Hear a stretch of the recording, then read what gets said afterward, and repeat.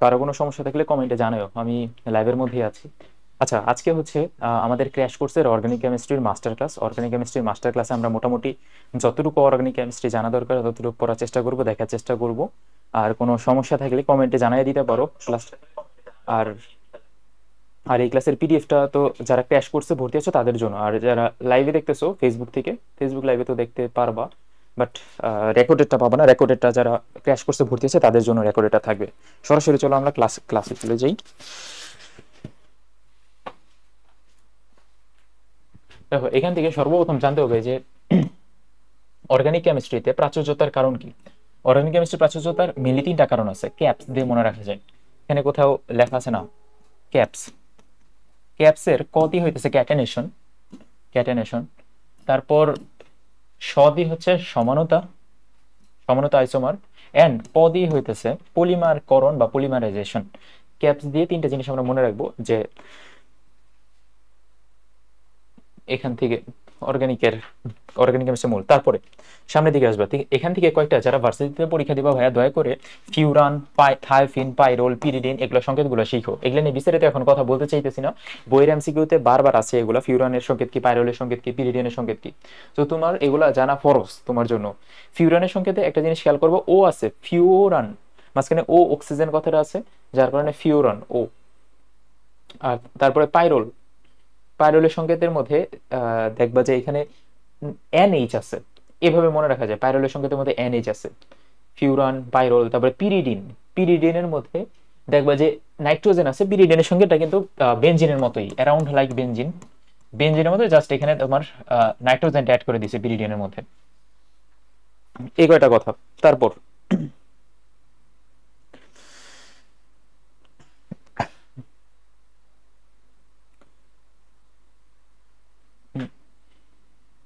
তারপর এখান থেকে মাথা সামনের দিকে যাবো। সামনের দিকে এগুলা ক্লাসিফিকেশন ভাই দরকার নাই এখন এই মুহূর্তে।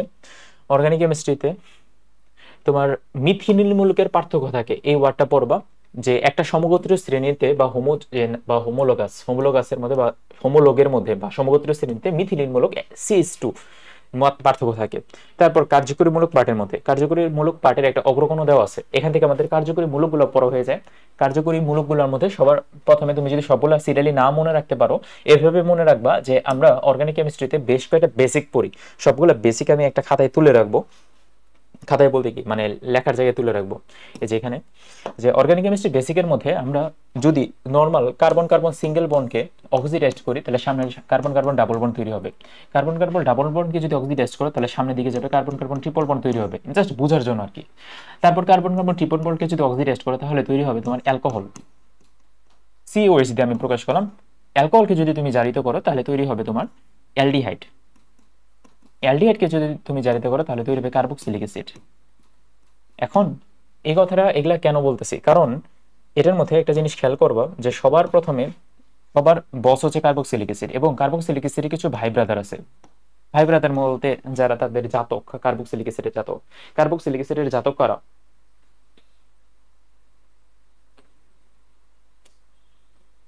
এখানে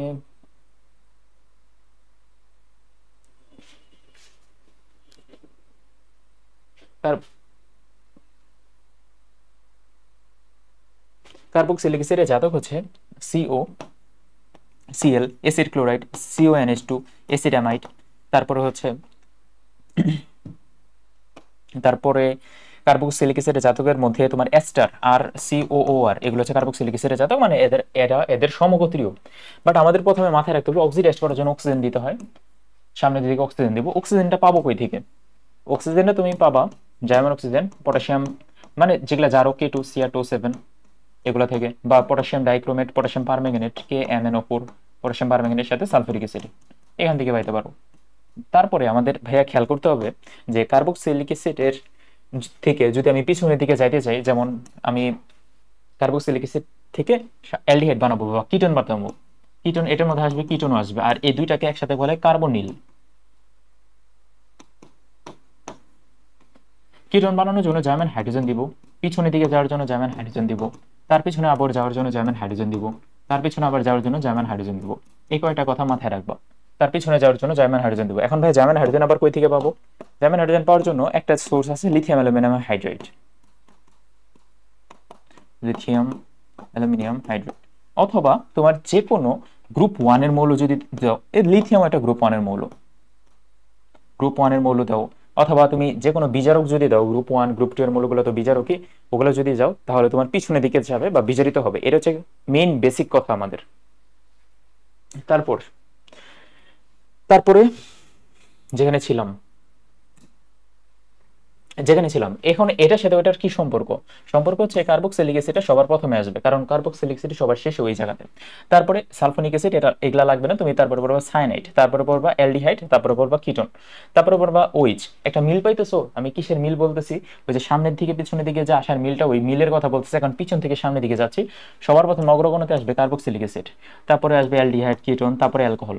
লাস্টের তিনটা মিলবে না, লাস্টের তিনটা মনে রাখার টেকনিক হচ্ছে 231 2 3 1, 2 দিয়ে বুঝে double bond, triple bond, single bond. এখন double bond, triple bond, single বন্ডের মধ্যবর্তী যে ডিস্টেন্সটা একটু শিখতে হবে। এখানে হয়তোবা দেই নেই, আমি লিখে দিচ্ছি।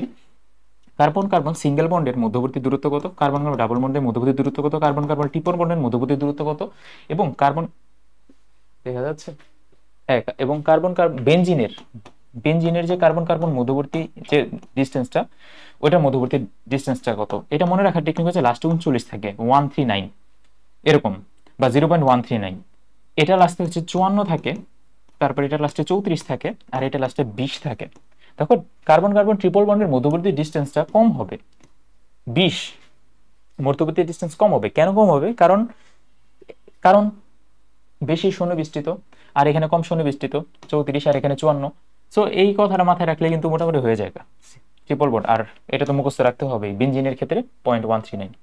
তারপরে নিচের দিকে আসো, যে সমানতা পার্টের মধ্যে সমানতা 5 প্রকারের সমানতা, যেটা মধ্যে সবথেকে ইম্পর্টেন্ট হচ্ছে কার্যকরমূলক সমানতা, এটা পড়তে হবে, মেটামরিজম, টোটোমারিজম, এই তিনটা পড়তে হবে। আর চেইন সমানতার লাগবে না এগুলো। মেটামরিজম, টোটোমারিজম, কার্যকরমূলক সমানতা থেকে শর্টকাটে যদি পড়তে যাও তাহলে কিভাবে পড়বা? শর্টকাটে পড়ার নিয়ম হচ্ছে এখান থেকে, অবস্থান সমানতা লাগবে না, কার্যকরমূলক সমানতার শর্টকাট হচ্ছে জাস্ট দুইটা এক্সাম্পল। একটা হচ্ছে অ্যালডিহাইড আর কিটোনের মধ্যে এবং অ্যালকিনলের মধ্যে, এই তিনটা একই কার্যকরীমূলক প্রদর্শন করবে, এবং আরেকটা ইথার আর অ্যালকোহলের মধ্যে, ইথানল যেমন অ্যালকোহল, প্রোপানেল, এটা হচ্ছে অ্যালডিহাইড আর এসিটোন, এই দুইটা পরস্পরের কার্যকরীমূলক সমানতা। তোমাকে যদি বলে প্রোপানেল এবং এসিটোন কি পরস্পরের কার্যকরীমূলক সমানতা, এসিটোনের স্ফুটনাঙ্কটা দেখো 56°C। তারপর ইথানল আর ইথার বা ডাইমিথাইল ইথার, এই দুইটাই কিন্তু পরস্পরের কার্যকরমূলক সমানতা বা পরস্পরের চাচাতো ভাই বলা যায়, ইথানল আর ডাইমিথাইল ইথার। তাহলে এতটুকু আশা করি পারা যাবে। তারপরে তারপরে সামনের দিকে মেটামরিজম পার্টে, মেটামরিজমের এক্সাম্পল আছে জাস্ট তিনটা, ইথার, কিটোন আর সেকেন্ডারি এলিমেন্টকে বলেন মেটামরিজম, এর এক্সাম্পল। জাস্ট এতটুকু মাথায় রাখলেই চলে। মেটামরিজম জিনিসটা কিরকম, জিনিসটা আসলে কি বলতে, এগুলা যদি প্রত্যেকটা আমি অর্গানিক কেমিস্ট্রিতে 6-7টা ক্লাস নিতে পারবো, বাট আমাদের এক ক্লাসের মধ্যে ক্র্যাশ কোর্সের ক্লাসটা শেষ করতে হবে, যার কারণে জিনিসটা ব্যাকগ্রাউন্ডটা না বলে সরাসরি পরীক্ষায় কি আসবে এটা বলি, তাহলে আমার মনে হয় যে তোমাদের জন্য ভালো হবে। টোটোমারিজমের এক্সাম্পলটাতে সরাসরি চলে যাবা, কিটোন এবং প্রোপিনটুঅল বা ইনল। তাহলে তোমাকে যদি বলে যে কিটোন থেকে কিটো ইনল সমানতা, কিটোন থেকে ইনল বানানোর প্রক্রিয়াটাকে কি বলবো? টোটোমারিজম। কিটো ইনল সমানতা টোটোমারিজম দেখাবে। নিচের কোনটা মেটামার? মেটামার সম্ভব, এটা একটু কমেন্টে জানো তো অ্যান্সারটা। ইথার, কিটোন আর সেকেন্ডারি অ্যামিন, এই তিনটার মধ্যে যে কোনো একটা হবে। এখন ইথারের সংকেত কি, কিটোনের সংকেত কি, এবং সেকেন্ডারি অ্যামিনের সাধারণ সংকেত কি, ওইগুলা একটু সাধারণভাবে, ওগুলা ওগুলা মানে ওইটা হিন্টস দিয়ে দিলাম। ইথারের সাধারণ সংকেত কি, কিটোনের সাধারণ সংকেত কি, ওইটা। আচ্ছা, জ্যামিতিক সমানতা পার্টে চলে আসি। জ্যামিতিক সমানতা আমাদের ত্রিমাত্রিক সমানতার আন্ডারে পড়ে। জ্যামিতিক সমানতা মেইনলি সিস্টেম সমানতা, এটার আরেক নাম। জ্যামিতিক সমানতা থেকে তোমার জাস্ট মাথায় রাখতে হবে এরকম, যে আমি জাস্ট সিম্পলি তোমার যদি বুঝাই বলি, যে জ্যামিতিক সমানতা হইতে হবে সিস্টেম সমানতা, যেহেতু এখানে এ থাকা যাবে, এখানে এ থাকা যাবে, এখানে বি থাকা যাবে, এখানে বি থাকা যাবে, বাট কার্বন কার্বন মধ্যবর্তী ডাবল বন্ড প্রতিস্থাপিত অ্যালকেনের মধ্যে এখানে এ থাকা যাবে, এখানে এ থাকা যাবে না, এখানে বি থাকা যাবে, এখানে সি থাকা যাইতে পারে, কোনো সমস্যা নেই। কিন্তু একই পাশে দুইটা পরস্পর মৌল থাকা যাবে না, তাহলে তোমার সিস্টেম সমানতা দেখাবে না বা কার্যকরমূলক সমানতা দেখাবে না। এই বেসিকটা তোমার মাথায় রাখতে হবে। আর এটা হচ্ছে একটা প্রতিস্থাপিত অ্যালকেন।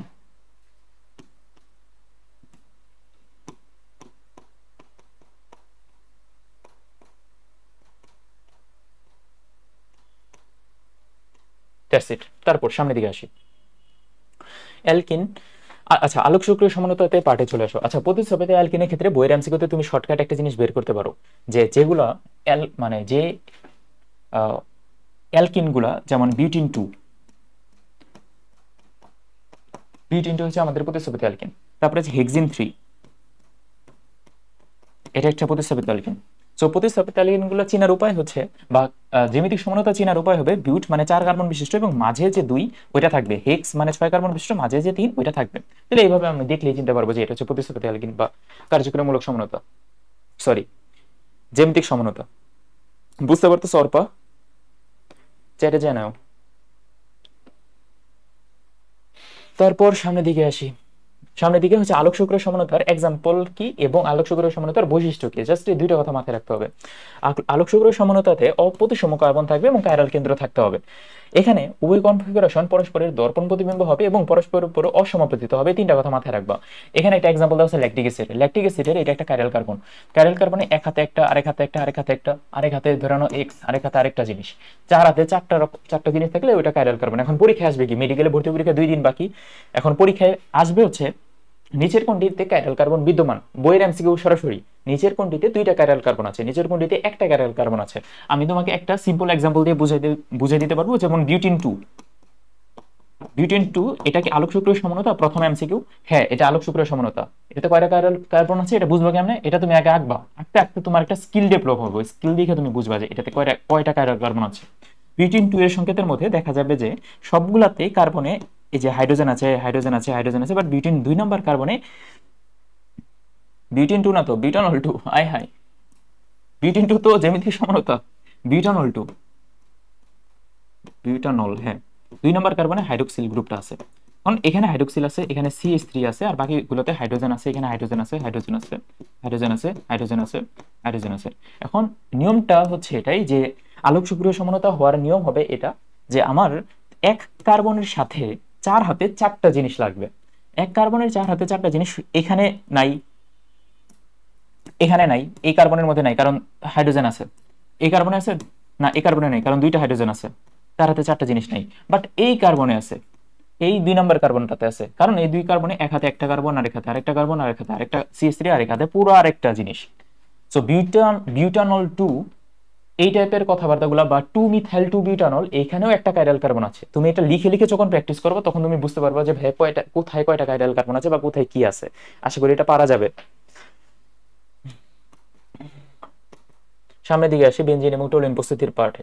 বেনজিন প্রস্তুতির মাঠে কয়টা বিক্রিয়া আমি দাগাই দিতেছি, ওই কয়টা তুমি বিক্রিয়ার মাস্টে জানা লাগবে। যে ডিকার্বক্সিলেশন বিক্রিয়া, ডিকার্বক্সিলেশন বিক্রিয়ার মধ্যে তোমার সোডিয়াম বেনজোয়েটের সাথে সোডিয়াম অ্যাড করতে, সোডিয়াম বেনজোয়েটের সাথে সোডিয়াম অ্যাড করলে বেনজিন তৈরি হয়, জাস্ট এতটুকু জানবা। ফেনলের সাথে তুমি যদি জিঙ্ক প্রভাবক দাও তাহলে বেনজিন তৈরি হবে, এই কথাটা জানতে হবে। তারপর তোমার এটাকে বলা হচ্ছে এসিটিলিন থেকে বেনজিন, এসিটিলিনের সাথে আয়রন প্রভাবক এবং 450 ডিগ্রি সেলসিয়াস টেম্পারেচার দিলে বেনজিন দিতে হবে। সে সময় আমি যতটুকু দেখাইতেছি ততটুকু মাস্ট টু নো জানতে হবেই ভাই। তারপর তোমার বেনজিন ডাইজোনিয়াম ক্লোরাইড থেকে এটা লাগবে না, গ্রিগনেট বিকারক থেকে একটু পরে গ্রিগনেট বিকারকের হিসাব নিকাশগুলো আমরা পড়বো। টোলুইন প্রস্তুতির মধ্যে প্রথম যেটা আসে ওটা লাগবে না, 2 নাম্বারটা লাগবে। যে এটাকে বলা হয়, এটার একটা নামই আছে তোমার, টোলুইন প্রস্তুতির ক্ষেত্রে উডস ফিটিক বিক্রিয়া, তোমার মধ্যে পেঁয়াজ বাসবে উডস বিক্রিয়া আর উডস ফিটিক বিক্রিয়ার মধ্যে। উডস ফিটিক বিক্রিয়ার মাধ্যমে টোলুইন প্রস্তুতি হয়, তোমার এটা মাথায় রাখতে হবে। টোলুইনের সঙ্গে দেখেন আর দিয়ে বোঝাইছে, এরাইল দিয়ে বোঝায়, এই যে এরাইল মূলক, আর দিয়ে বোঝায় হচ্ছে CH3, তাহলে এটা হবে টোলুইন। টোলুইন তৈরির প্রক্রিয়া হচ্ছে উডস ফিটিক বিক্রিয়া, আর উডস বিক্রিয়া হচ্ছে অ্যালকেন তৈরির বিক্রিয়া,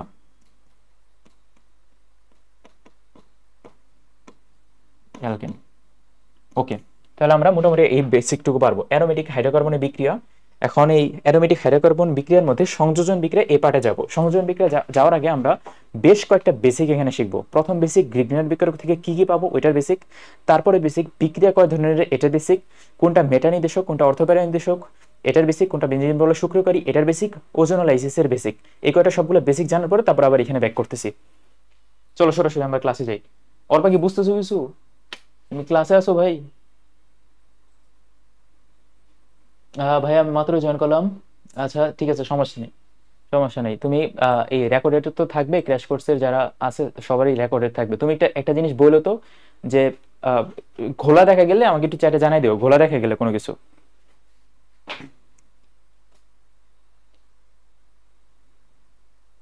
ওকে,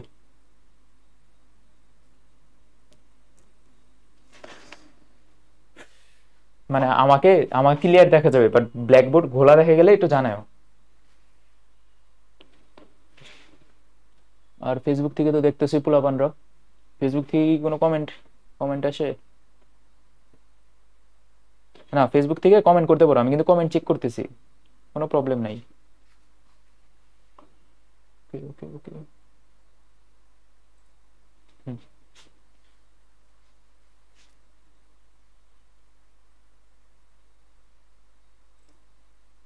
ওকে, ঠিক আছে ঠিক আছে, তাহলে আমরা একটা একটা করে বেসিকে চলে যাই।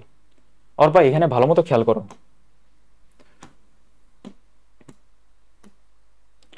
প্রথম যে বেসিক, গ্রিগনার বিকারকের বেসিক। গ্রিগনার বিকারকের যাবতীয় যত কিছু আছে এটা আমাদের শিখতে হবে। গ্রিগনার বিকারকের প্রথমে লেখার নিয়ম হচ্ছে আর এম জি এক্স, আর এরাইল গ্রিগনার বিকারক লেখা এ আর এম জি এক্স। এখন ভাই এ আর তে কি বোঝায়? এ আর তে বোঝায় যে এরকম এম জি এক্স। ওকে, এই কথাটা মাথায় রাখতে হবে প্রথমত। সেকেন্ড কথা মাথায় রাখতে হবে, এরাইল গ্রিগনার বিকারকের সাথে তুমি যদি পানি দাও, নর্মাল পানি দিলে তৈরি হবে অ্যালকেন। আর এরাইল গ্রিগনার বিকারকের সাথে তুমি যদি নর্মাল পানি দাও তাহলে তৈরি হবে তোমার বেনজিন। দেখো তো, এতটুকু বুঝতে কি কোনো সমস্যা? এতটুকু একদম ক্লিয়ার না? কোনো ভেজাল আছে? কোনো ভেজাল নাই আশা করি। ঠিক আছে, তারপরে টপিকে আসি। গ্রিগনার বিকারক, এরাইল গ্রিগনার বিকারকে আমি যদি লিখি আবার CH3 আর MgX, MgX এর বদলে লিখবো Cl। দেখো একটু আগে কি কি লিখছিলাম, এখানে আর দিয়ে বোঝায় হইতেছে অ্যালকাইল গ্রুপ, মানে CnH2n প্লাস 1 গ্রুপ। Mg তো ম্যাগনেসিয়াম, X দিয়ে বোঝায় হ্যালাইড গ্রুপ, হ্যালাইড দিয়ে বোঝায় ফ্লোরিন, ক্লোরিন, ব্রোমিন, আয়োডিন এগুলো। অ্যারাইল তো অ্যারাইল, এই যে অ্যারাইল মূলক Mg, X দিয়ে বোঝায় হ্যালোজেন গ্রুপ, যেমন এখানে ক্লোরিনও দেওয়া যাইতে পারে। পরের টপিকে আসি, মিথাইল গ্রিগনার বিকারক বা অ্যালকাইল গ্রিগনার বিকারক, তুমি যেটাই বলো। এখন এই গ্রিগনার বিকারকের সাথে আমি তো নর্মালি তোমাকে প্রথমটা যেটা বললাম, পানি দিলে তৈরি হবে অ্যালকেন। ধরো নাও অ্যালকেন আমি এইভাবে প্রকাশ করি, পুরোটা না লিখলাম, মেডিকেল তো পুরো বিক্রি আসবে না। তারপরে তুমি যদি অ্যারাইল গ্রিগনার বিকারকের সাথে নর্মাল অ্যালডিহাইড দাও, যেমন HCHO, নর্মাল অ্যালডিহাইড একদম, তাহলে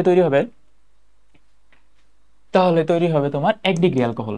এখন 1 ডিগ্রি অ্যালকোহল, 2 ডিগ্রি অ্যালকোহল, এটা নিয়ে পরে আসতেছি। তারপরে যদি তুমি অন্য অ্যালডিহাইড দাও, মানে সব থেকে ছোট অ্যালডিহাইড বাদ দিয়ে অন্য সব অ্যালডিহাইড,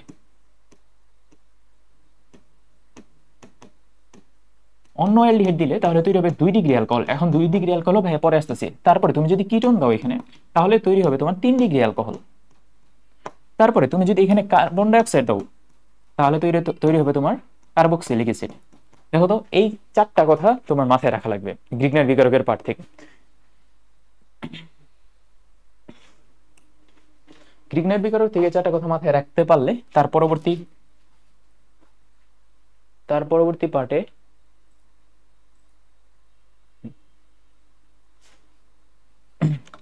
পার্টে গ্রিগনার বিকারকের হিসাব নিকাশগুলো এগুলাই, আর কোনো হিসাব নাই। এখন যেটা বলবো যে ডিগ্রি,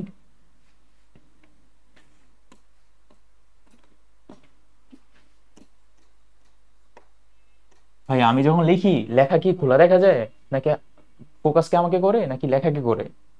অল্প একটু বললো তো কমেন্টে। দেখো তো, যদি আমি অ্যালকোহল হিসাব করি, অ্যালকোহলের ডিগ্রি, 1 ডিগ্রি কিভাবে লিখবো, 2 ডিগ্রি কিভাবে লিখবো, 3 ডিগ্রি কিভাবে লিখবো, এটা একটু জানা যেতে হবে। 1 ডিগ্রি নর্মাল যে CH3OH, এটা হচ্ছে নর্মাল, এটা নট 1 ডিগ্রি।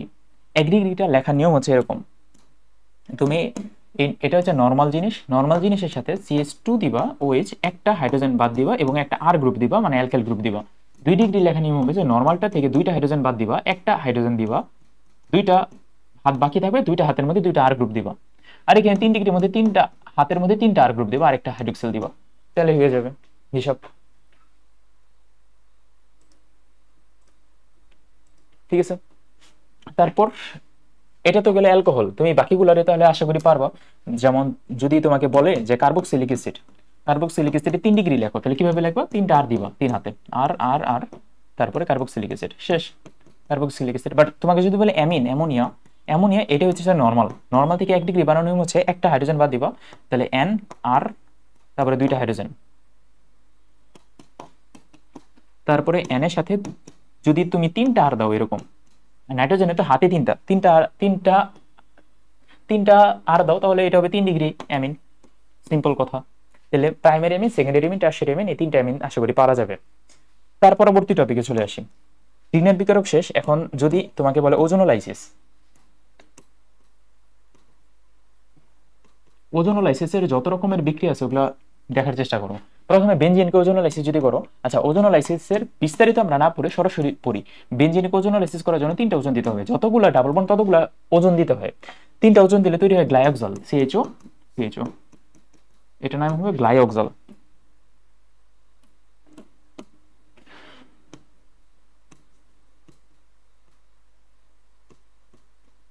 তারপর তুমি যদি নর্মাল অ্যালকিনকে, যেমন CH2 double bond CH2, অ্যালকিনকে ozonolysis করো, তাহলে ওজোনোলাইসিস করার একটা শর্টকাট ফরম্যাট হচ্ছে এটাই, যে তুমি মাঝখানে একটা টান দিবা, মাঝখানে টান দেওয়ার পরে ডান পাশে যতগুলো কার্বন, বাম পাশে যতগুলো কার্বন, ওইটা আগে আইডেন্টিফাই করবা।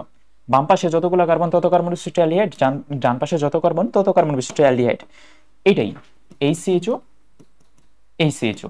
কিভাবে ভাই?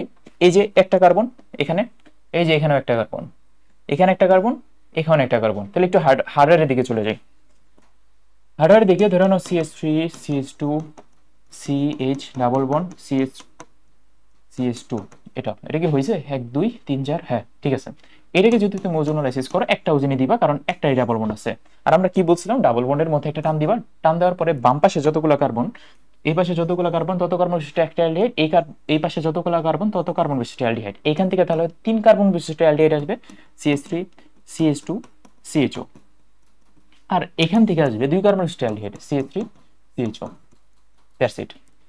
এখন ভাইয়া ওজোনোলাইসিসের ক্ষেত্রে অ্যালকিনের ওজোনোলাইসিস, তারপরে তুমি যদি অ্যালকাইনের ওজোনোলাইসিসে যাও,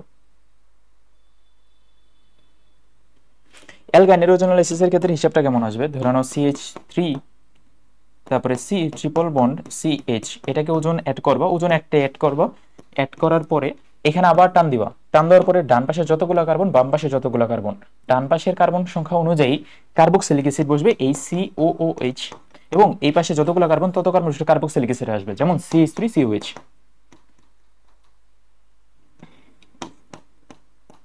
তাহলে আলটিমেটলি এটা দেখা যায় যে আমরা যদি অ্যালকিনকে ওজোনোলাইসিস করি তাহলে তৈরি হয় অ্যালডিহাইড, এবং অ্যালকাইনকে ওজোনোলাইসিস করি তাহলে তৈরি হবে কার্বক্সিলিক অ্যাসিড। এটাই সিম্পল। আর যদি বেনজিনকে ওজোনোলাইসিস করি, বেনজিনকে ওজোনোলাইসিস করে গ্লাইকোজল, তাহলে ওজোনোলাইসিসের হিসাব, রিগনার বিকারকের হিসাব গেল। তারপর আসো বিক্রিয়ার প্রকারভেদ।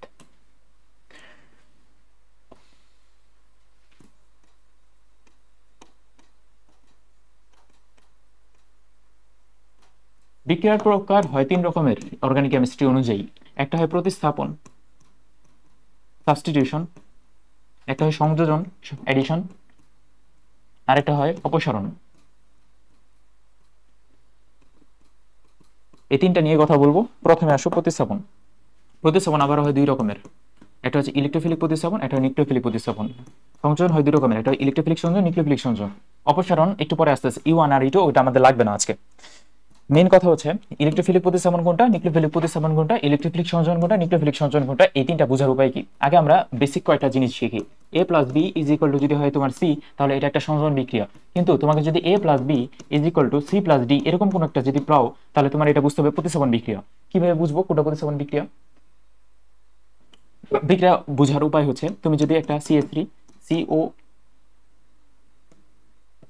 সরি CH3 CH2 Cl এটার সাথে যদি পটাশিয়াম হাইড্রোক্সাইড অ্যাড করো এবং এখানে যদি অ্যাকুয়াস প্রভাবক দাও, তাহলে তোমার এই হাইড্রোক্সিলটা সাপোজ এটাকে প্রতিস্থাপিত করে তৈরি করবে ROH, তারপরে এই পটাশিয়ামটা আর ক্লোরিনের সাথে মিক্স হয়ে যাবে, পটাশিয়াম ক্লোরাইড হয়ে যাবে।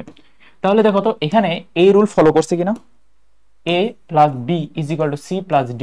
আমি আগে চিনতে পারবো কিনা কোনটা প্রতিস্থাপন কোনটা সংযোজন, এটাকে চিনতে পারবো কিনা, এটা হচ্ছে মেইন কথা। কোনটা প্রতিস্থাপন কোনটা সংযোজন এটা চিনবো, এটা চিনতে পারলে হয়েছে। সেকেন্ড কথা, তোমার আগে এটা আইডেন্টিফাই করতে হবে এটা কি সংযোজন নাকি প্রতিস্থাপন প্রথমত, নাকি অপসারণ। অপসারণ বিক্রিয়া চিনার উপায় আছে, একটু পরে বলতেছি। তারপরে তোমার আইডেন্টিফাই করতে হবে এটা কি ইলেকট্রোফিলিক নাকি নিউক্লিওফিলিক, এটা কি ইলেকট্রোফিলিক সংযোজন নাকি নিউক্লিওফিলিক। সাপোজ তুমি বুঝে গেছো এটা সংযোজন বিক্রিয়া। যেমন একটা উদাহরণ দিয়ে বলি, যদি ধরে নাও বেনজিনকে তুমি যদি ক্লোরিন দাও, 3টা ক্লোরিন, তাহলে এরকম একটা যৌগ তৈরি হবে। Suppose chlorine chlorine chlorine chlorine chlorine chlorine. দেখো তো A plus B is equal to C, A plus B equal to C, আমরা জানি এটা সংযোজন, তাহলে এটা সংযোজন, এটা কি ইলেকট্রোফিলিক নাকি নিউক্লিওফিলিক, এটা এখন প্রশ্ন। এই টাইপের এমসিকিউ গুলো, বইয়ের এমসিকিউ গুলো পারা খুবই টাফ হয়ে যায়, যার কারণে এখনই ভালো মতো খেয়াল করো, বেনজিন বা অ্যারোমেটিক জাতীয় যা যা আছে সব হইতেছে ইলেকট্রোফিলিক প্রতিস্থাপন, আর অ্যালিফিটিক যা যা আছে সব নিউক্লিওফিলিক প্রতিস্থাপন। তাহলে ভাইয়া আমাকে একটু বলো তো, যে এই যে এইটা যে একটা প্রতিস্থাপন বিক্রিয়া আমি লিখছিলাম, এই প্রতিস্থাপন বিক্রিয়া কি ইলেকট্রোফিলিক নাকি নিউক্লিওফিলিক? এই প্রতিস্থাপন বিক্রিয়া অবশ্যই নিউক্লিওফিলিক প্রতিস্থাপন, কারণ এখানে কোনো অ্যারোমেটিকের এও নাই, অ্যারোমেটিক বেনজিন তো নাই, সিম্পল এখানে, তাহলে এটা হবে নিউক্লিওফিলিক প্রতিস্থাপন, শেষ। তাহলে বেনজিনের ইলেকট্রোফিলিক প্রতিস্থাপন হবে, বেনজিনের যা যা আসবে সবই ইলেকট্রোফিলিক প্রতিস্থাপন, আর বাকি সবকিছুরই নিউক্লিওফিলিক, বাকি সবকিছুর বলতে যেগুলো অ্যারোমেটিক গুলো সবই নিউক্লিওফিলিক প্রতিস্থাপন, এতটুকুই। তারপর সামনের দিকে আসি, সামনের দিকে, আচ্ছা না সরি পিছনের দিকে, সামনের দিকে কেন, আচ্ছা কোনটা ইলেকট্রোফিলিক সংযোজন কোনটা নিউক্লিওফিলিক সংযোজন এটা বুঝবো কেমনে, বা এটা বোঝার উপায় কি? এটা বোঝার উপায় হচ্ছে, দাঁড়াও এক সেকেন্ড, হ্যাঁ এটা এটা বোঝার উপায় হচ্ছে, যেগুলা কার্বনিল কম্পাউন্ড, কি কই, কার্বনিল যৌগ যেমন অ্যালডিহাইড অথবা কিটোন, ওগুলা সবগুলাতে দেবে নিউক্লিওফিলিক সংযোজন, আর যেগুলা বাকি যা যা থাকে সব হইতেছে ইলেকট্রোফিলিক সংযোজন বাকি যা। তাহলে আমার একটু সিম্পল ভাষায় বলতো, এই যে আমি যে একটু আগে একটা সংযোজন বিক্রিয়া লিখছি, এই যে এটা এটা কোন ধরনের সংযোজন, ইলেকট্রোফিলিক সংযোজন নাকি নিউক্লিওফিলিক? এখানে কি কার্বনিল কম্পাউন্ড আছে কোনো? এই বেনজিনের সাথে ক্লোরিন অ্যাড করছে, ক্লোরিন অ্যাড করে হইছে হইছে গ্যামাক্সিন, এই কি কিছু হইছে? তাহলে এটা হবে ইলেকট্রোফিলিক সংযোজন। তাহলে কার্বনিল কম্পাউন্ড দিয়ে যদি একটা দেখাই, আমি নরমালি তোমাকে বলি, যেমন সিএইচও, এখানে একটা আছে আর গ্রুপ, এখানে আছে সিএল এইচ গ্রুপ, এখানে আছে এইচ গ্রুপ, সাপোজ এটার সাথে তুমি একটা যৌগ অ্যাড করছো হাইড্রোজেন সায়ানাইড, সাপোজ আর কি, সাপোজ অ্যাড করার পরে তোমার এমন একটা যৌগ তৈরি হবে যে এই হাইড্রোজেনটা, সাপোজ না এইখানে একটা হাত ফাঁকা রাখতে হবে এক জায়গায়, এখানে একটা হাত ফাঁকা রাখতে হবে, ডেল প্লাস দিলাম, এখানে হাইড্রোজেনটা সাপোজ এখানে বসাইলা, সায়ানাইডটা এখানে বসাইলা, এরকম করে একটা যৌগ সাপোজ একটা তৈরি করলো আর কি, এমনি আন্দাজে একটা লিখলাম আর কি, সিএইচও সিএন, এখানে একটা আন্দাজে একটা যৌগ লিখলাম একটা সামথিং। এই বিক্রিয়া দেখে তুমি এই বিক্রিয়া সাপোজ দিছে তোমাকে A plus B equal to C হয়েছে, এটা একটা সংযোজন বিক্রিয়া। সেকেন্ড কথা, এটা কি ইলেকট্রোফিলিক সংযোজন নাকি নিউক্লিওফিলিক সংযোজন, এটা বুঝবো কেমনে? বুঝার উপায় হচ্ছে এই যে এখানে অ্যালডিহাইড গ্রুপ আছে, কার্বনিল গ্রুপ আছে, কার্বনিল গ্রুপ যদি পাও বিক্রিয়কের মধ্যে, তাহলে ওইটা দেখে বোঝা যায় যে ওইটা হবে নিউক্লিওফিলিক সংযোজন। তাহলে এতটুকু ক্লিয়ার আশা করি তোমাদের কাছে। তাহলে আমরা বললাম বিক্রিয়ার ধরন, তারপরে একটা টপিক বাকি থাকে যেটা হচ্ছে অপসারণ বিক্রিয়া। কোনটা অপসারণ বিক্রিয়া বুঝবো কেমনে? আচ্ছা, অপসারণ আর সংযোজন বিক্রিয়ার মধ্যে একটা ডিফারেন্স আছে, প্রতিস্থাপন, ইলেকট্রোফিলিক নিউক্লিওফিলিক প্রতিস্থাপন এবং অপসারণের মধ্যে একটা ডিফারেন্স আছে, ডিফারেন্সটা দেখালেই তুমি বুঝতে পারবা কি ডিফারেন্স।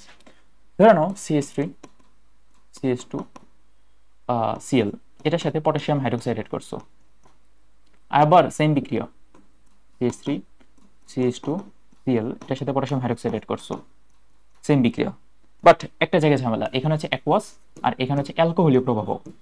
এখন তুমি যদি ভাই এখানে অ্যাকুয়াস প্রভাবক দাও, তাহলে এটাকে প্রতিস্থাপিত করবে, এখানে তৈরি হবে প্রতিস্থাপন বিক্রিয়া। আর এখানে অ্যালকোহলীয় প্রভাবক যদি দাও, তাহলে এখানে তৈরি হবে অ্যালকিন।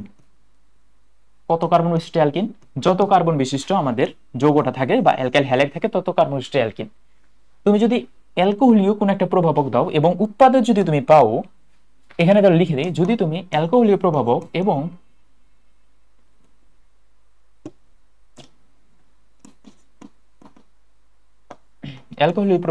উৎপাদে অ্যালকিন যদি পাও,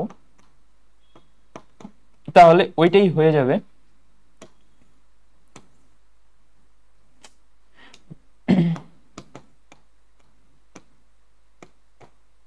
তাহলে ওইটাই হবে অপসারণ বিক্রিয়া। অপসারণ বিক্রিয়া আবার দুই প্রকার আছে, E1 আর E2 বিক্রিয়া। তাহলে আমরা এখান থেকে পড়লাম বিক্রিয়া কয় প্রকারের হয় বা কি কি বিক্রিয়া। তাহলে নরমালি তোমাকে যদি বলে যে ফ্রিডেল ক্রাফট অ্যালকাইলেশন, এটা কোন ধরনের বিক্রিয়া? চলো এই ফ্রিডেল ক্রাফট অ্যালকাইলেশন বিক্রিয়াটা আগে এখন সরাসরি আমি দেখি, সরাসরি দেখে তারপর আমরা বলি যে ফ্রিডেল ক্রাফট অ্যালকাইলেশন বিক্রিয়া কোন ধরনের বিক্রিয়া। আসুক,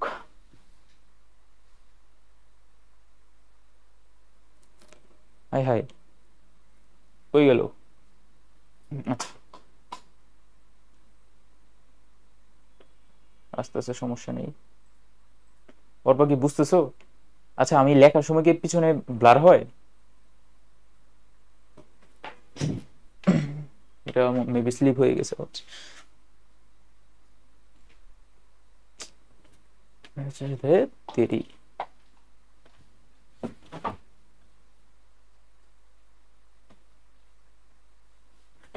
আসছে। তাহলে মেইন মেইন কথায় আসি। মেইন কথা হচ্ছে বেনজিনের সংযোজন। বেনজিনের সংযোজন কি ধরনের সংযোজন?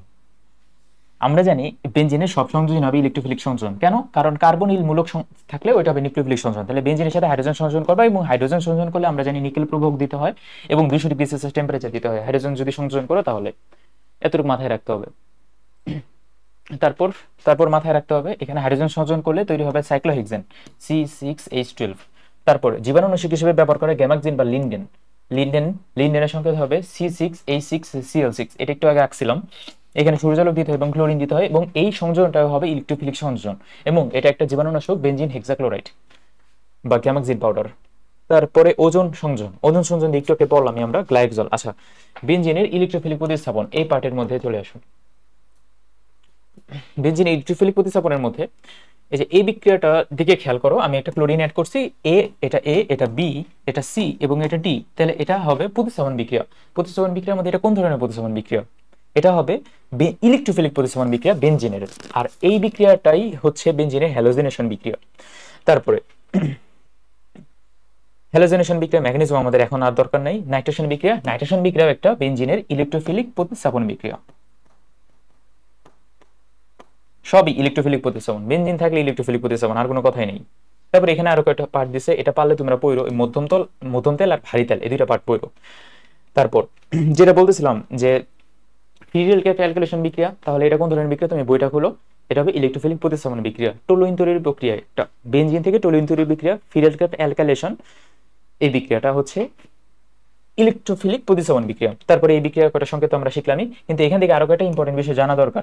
যেমন তোমাকে যদি বলে বেনজিনে পাই ইলেকট্রন সংখ্যা কয়টা? 6টা। পিরিডিনে 6টা, ফিউরানে 6টা, ন্যাপথিলিনে 10টা, তারপরে অ্যান্থ্রাসিনে 14টা। এই কয়টা এমসিকিউ জানবা, কিভাবে মনে রাখবা? ন্যাপথিলিন মানে 2টা বেনজিন রিং থাকবে, 2টা বেনজিন রিং থাকলে হয় 10টা, শেষ। অ্যান্থ্রাসিন 3টা বেনজিন রিং, 3টা বেনজিন রিং থাকলে হবে 14টা। 4n+2 সংখ্যক পাই ইলেকট্রন থাকে হাকেল নিয়ম অনুসারে, এবং এই সংকেতগুলো তো পড়তে বললাম শুরুতেই, এগুলা পারা যাবে। তারপরে আক্রমণকারী বিকারকের উপর ভিত্তি করে 3 ভাগে ভাগ করা যায়। একটা হচ্ছে মুক্তমূলক বা ফ্রি রেডিক্যাল, ইলেকট্রোফাইল এবং নিউক্লিওফাইল। চলে আসো মেইন বেসিক, আমরা হোয়াট ইজ ইলেকট্রোফাইল এবং হোয়াট ইজ নিউক্লিওফাইল এই পার্টে, এবং এগুলো সক্রিয়তার ক্রম এবং সাহিত্যের ক্রম।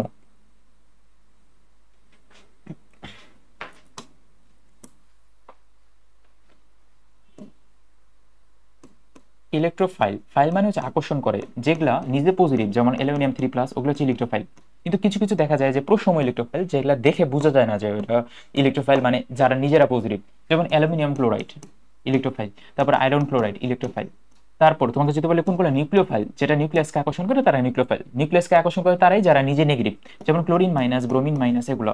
বাট কিছু কিছু জিনিস আছে দেখে বোঝা যায় না যে এদের মধ্যে মাইনাস আছে, তারা হচ্ছে প্রসম নিউক্লিওফাইল। প্রসম নিউক্লিওফাইলের মধ্যে দেখবা যে অক্সিজেন থাকতে হবে, নাইট্রোজেন থাকতে হবে, যেমন পানি প্রসম নিউক্লিওফাইল। এই যে 2টা মুক্তচরী ইলেকট্রন থাকে, অ্যামোনিয়া NH3, এখানেও মুক্তচরী ইলেকট্রন থাকে। তাহলে এটা দেখে বুঝতে হবে যে এটা আমাদের প্রসম নিউক্লিওফাইল। এখন ইলেকট্রোফাইল নিউক্লিওফাইল হিসাব শেষ হয়ে গেলে ইলেকট্রোফাইল এবং নিউক্লিওফাইলের সাথে আরেকটা জিনিস আছে, ফ্রি রেডিক্যাল। ফ্রি রেডিক্যাল সংকেত হচ্ছে এরকম CH3। এখন ফ্রি রেডিক্যাল, ইলেকট্রোফাইল, নিউক্লিওফাইল যদি আমি নর্মাল কার্বন দিয়ে লিখি, মানে normal carbon ion CH3-, carbocation বা carbonium ion CH3+, free radical CH3 dot. 3টা টপিক আসে, এই 3টা টপিকের সাহিত্যের ক্রম আছে এবং সক্রিয়তার ক্রম আছে। ফ্রি রেডিক্যাল, কার্বন আয়ন এবং কার্বোক্যাটন। একটা জিনিস দিয়ে মনে রাখা যায় যে কার্বন আয়নের সাহিত্য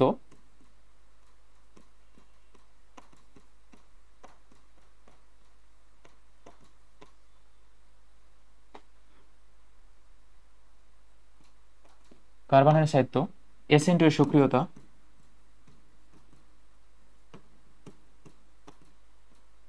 এগুলা সবগুলাই হইতেছে 123। 123 মানে 1 ডিগ্রি স্কেলের 2 ডিগ্রি স্কেলের 3 ডিগ্রি কার্বন আয়নের সাহিত্য। কার্বন আয়ন আবার কার্বোক্যাটায়ন আমি প্লাস চিহ্ন দিয়ে বুঝাই, কার্বোক্যাটায়ন এবং ফ্রি রেডিকেলের উল্টা। দ্যাটস মিন কার্বন আয়নের স্থায়িত্ব হবে 123, ফ্রি রেডিকেল এবং কার্বোক্যাটায়নের স্থায়িত্ব হবে 321, 3 ডিগ্রিটা আগে আসবে। কার্বন আয়নের স্থায়িত্ব আবার সক্রিয়তার উল্টা।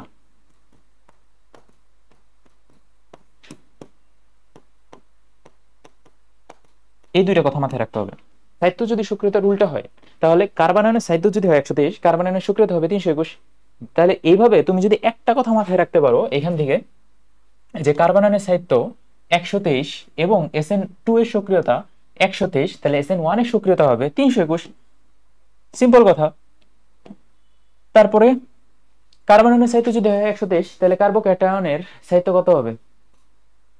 কার্বোক্যাটায়নের স্থায়িত্ব হবে 321, কার্বনিয়াম আয়নের 321, ফ্রি রেডিকেলের স্থায়িত্ব হবে 321, ফ্রি রেডিকেলের সক্রিয়তা হবে 123। স্থায়িত্ব যেহেতু সক্রিয়তার উল্টা, এই হিসাব অনুযায়ী তাহলে বের করা যায়।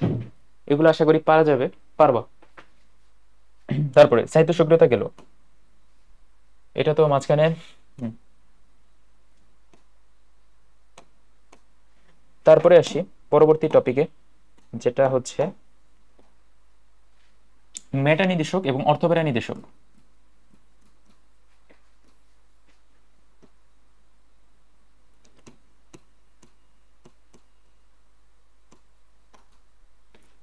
মেটা নির্দেশক ওগুলাই যেগুলা মোটা, দেখতে মোটা, ওগুলাই মেটা নির্দেশক। প্লাস যেগুলোতে ডাবল বন্ড আছে, যেগুলোতে ট্রিপল বন্ড আছে, ওগুলো হচ্ছে মেটা নির্দেশক। যেমন হচ্ছে সায়ানাইড, তারপরে কার্বনিল কম্পাউন্ড, কার্বক্সিলিক অ্যাসিড, তারপরে NO2, এগুলো সবই হচ্ছে মেটা নির্দেশক। এবং যেগুলো চিকন অর্থোপেরা নির্দেশক দ্বারা, যেমন ব্রোমিন, আয়োডিন, ক্লোরিন, তারপরে হচ্ছে ফ্লোরিন, তারপরে হচ্ছে CH3। দেখো একটা শর্টকাট হচ্ছে CH3, যেখানে যেখানে পাবা, ধরে নাও এগুলার সাথে CH3 লাগাই দিছে, তাহলে তুমি দাগাই দিবা CH3 মানে অর্থোপেরা নির্দেশক। CH3 যেখানে যেখানে পাবা দাগাবা অর্থোপেরা নির্দেশক, কারণ এটা বইয়ের MCQ তে আছে ওরকম। তারপরে আর কি আছে? ক্লোরিন। হ্যাঁ, ক্লোরিন তো লিখছি। এগুলোই দেখলেই তুমি চিনতে পারবা যে এটা অর্থোপেরা নির্দেশক নাকি মেটা নির্দেশক, এগুলা পারবা। এখন সমস্যা হচ্ছে অর্থোপেরা নির্দেশক মানে বেনজিন বলয় সক্রিয়কারী, আর এটা মানে বেনজিন বলয় নিষ্ক্রিয়কারী। এখন ভাই এখান থেকে আরেকটা শর্টকাট শিখতে হবে, যে ক্লোরিনটা বেনজিন বলয় অর্থোপেরা নির্দেশক, বাট এটা হচ্ছে আবার নিষ্ক্রিয়কারী, এটা একটা এক্সেপশন। ক্লোরিন বেনজিন বলয় নিষ্ক্রিয়কারী মূলক।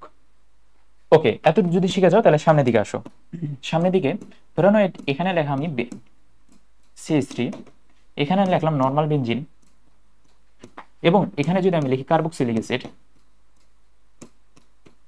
এখন আমাকে বলো যে এই তিনটার মধ্যে কোনটা বেশি সক্রিয়, নর্মাল 1 নাম্বারটা নাকি 2 নাম্বারটা নাকি 3 নাম্বারটা? এটার মধ্যে সব থেকে বেশি সক্রিয় হবে 1 নাম্বারটা, তারপরে 2 নাম্বারটা, তারপরে 3 নাম্বারটা। কেন? কারণ এখানে মিথিলিন মূলক আছে, বেনজিন বলে সক্রিয় করে দিছে, কিছুই নাই, নর্মাল নর্মাল। বেনজিন বলে নিষ্ক্রিয় করে 3 নাম্বার 3 নাম্বার।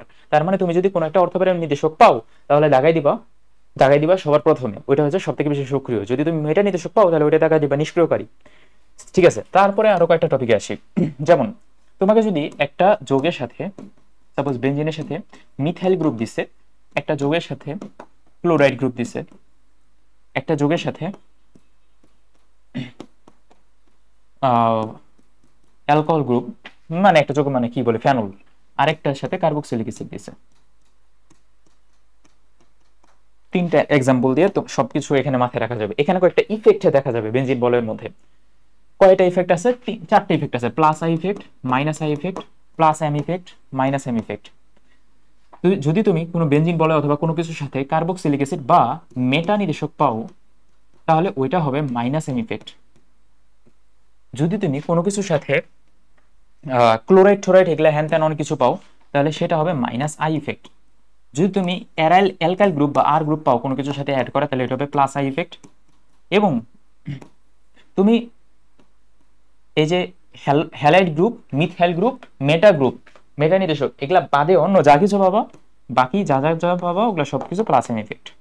এখন কোনটা কোন ইফেক্ট, কোনটার মেকানিজম কি, এটা বুঝার থেকে তুমি যদি এই শর্টকাটটা তুমি শিখো, তাহলে ভাই কিন্তু অনেক দূর আগায় যাবা, মানে অনেক দূর আগায় যাবা বলতে অনেক কিছু পারবা। তাহলে আশা করি এটা পারা যাবে। দেখো এতটুকু দেখো, আমি 2 মিনিট টাইম দিচ্ছি, তারপরে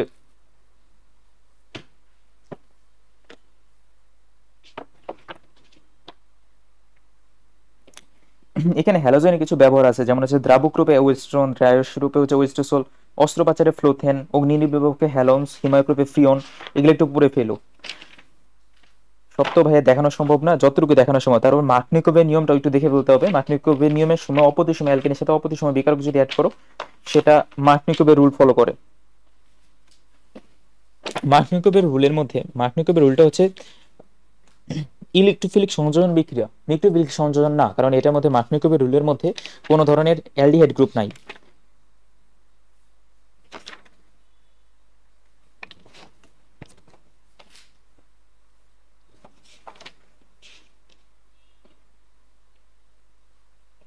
তাহলে তোমাকে যদি বলে টোলুইনে কেমন ইফেক্ট দেখা যায়, টোলুইনে দেখা যায় প্লাস আই নাকি মাইনাস আই, নাকি প্লাস এম নাকি মাইনাস এম, তাহলে পারা যাবে না এখন। টোলুইনে দেখা যায়, এই যে কোনটা টোলুইন, এই যে এটা টোলুইনে দেখা যায় প্লাস আই ইফেক্ট। তোমাকে যদি বলে ক্লোরোবেনজিন, এটাতে কি দেখা যায়, ক্লোরোবেনজিনে দেখা যায় মাইনাস আই ইফেক্ট। তারপরে তোমাকে যদি বলে যে ফেনলে কি দেখা যায়, ফেনলে প্লাস এম ইফেক্ট, কারণ এটা বাকিটা। তোমাকে যদি বলে কার্বক্সিলিক অ্যাসিডে কি দেখা যায়, তাহলে মাইনাস এম ইফেক্ট। তোমাকে যদি বলে যে আহ, এটাতে কি দেখা যায়, মানে ফর্মালডিহাইডে, ফর্মালডিহাইডে দেখা যাবে মাইনাস এম ইফেক্ট। কারণ কি, কারণ ফর্মালডিহাইড হচ্ছে মেটা নির্দেশক। কিন্তু তোমাকে যদি এখানে হাইড্রোক্সিল বাদ দিয়ে তার জন্য তো লিখছি বাকি যা যা থাকে, তুমি যেগুলা যেগুলা চিন্তাছো না বা অর্থপ্যারা নির্দেশক যদি এখানে পাও, তাহলে তাকে দিবা প্লাস এম ইফেক্ট। কিন্তু এগুলোও যেহেতু অর্থপ্যারা নির্দেশক, যার কারণে আমি আলাদাভাবে লিখছি, প্যাচ বাজানো যাবে না। এখানে আমি অনেক বুঝে শুনেই ভাই লিখছি, কিন্তু এখানে প্যাচ বাজানো যাবে না। তুমি তিনটা মনে রাখবা, বাকিটা বাকিটা ইজি হিসাব। তারপরে আসো দুই তিনটা কথা পড়ি, তারপর আবার বইতে যাব। প্রথম যে কথাটা কি জানি, নিজেই ভুলে গেলাম। ও, SN1 এবং SN2 বিক্রিয়ার মধ্যবর্তী ডিফারেন্স, জাস্ট দুইটা ডিফারেন্স পড়বা। আমরা একটু আগে শিখলাম SN2 এর সক্রিয়তার ক্রম 123 আর এখানে হবে 321। SN1 বিক্রিয়া হয় দুই ধাপে আর SN2 বিক্রিয়া হয় এক ধাপে। যেহেতু এটা এক ধাপে হয়, যার কারণে এখানে একটা জটিল যৌগ তৈরি হয় বা জটিল অন্তর্বর্তী যৌগ তৈরি হয়। আর এখানে যেহেতু দুই ধাপে হয়, যার কারণে প্রথম ধাপটা স্লো, পরের ধাপটা ফাস্ট, এরকম একটা কথা আছে, জটিল যৌগ তৈরি হয় না। এই কয়টা পার্থক্য বললেই হবে। তারপরে তোমার আরো কয়টা জিনিস শিখতে হবে, যেটা হচ্ছে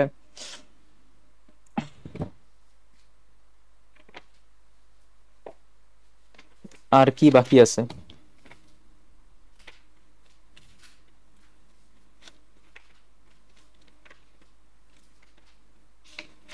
ও, কোনগুলো অ্যালডোল ঘনীভবন বিক্রিয়া দেয় আর কোনগুলো অ্যালডোল ঘনীভবন বিক্রিয়া দেয় না কিন্তু ক্যানিজারো বিক্রিয়া দেয়। ক্লিমেনসন বিজারণ না, কিন্তু ক্যানিজারো, এটা কিন্তু আরেক জিনিস। তুমি ক্লিমেনসন বিজারণের সাথে মিলাই ফেলো না। ক্যানিজারো কোনটা কোন বিক্রিয়া দেয়, এটা কিভাবে মনে রাখবো? মাঝখানের লাইনটা সোজা করার ওয়ে নাই।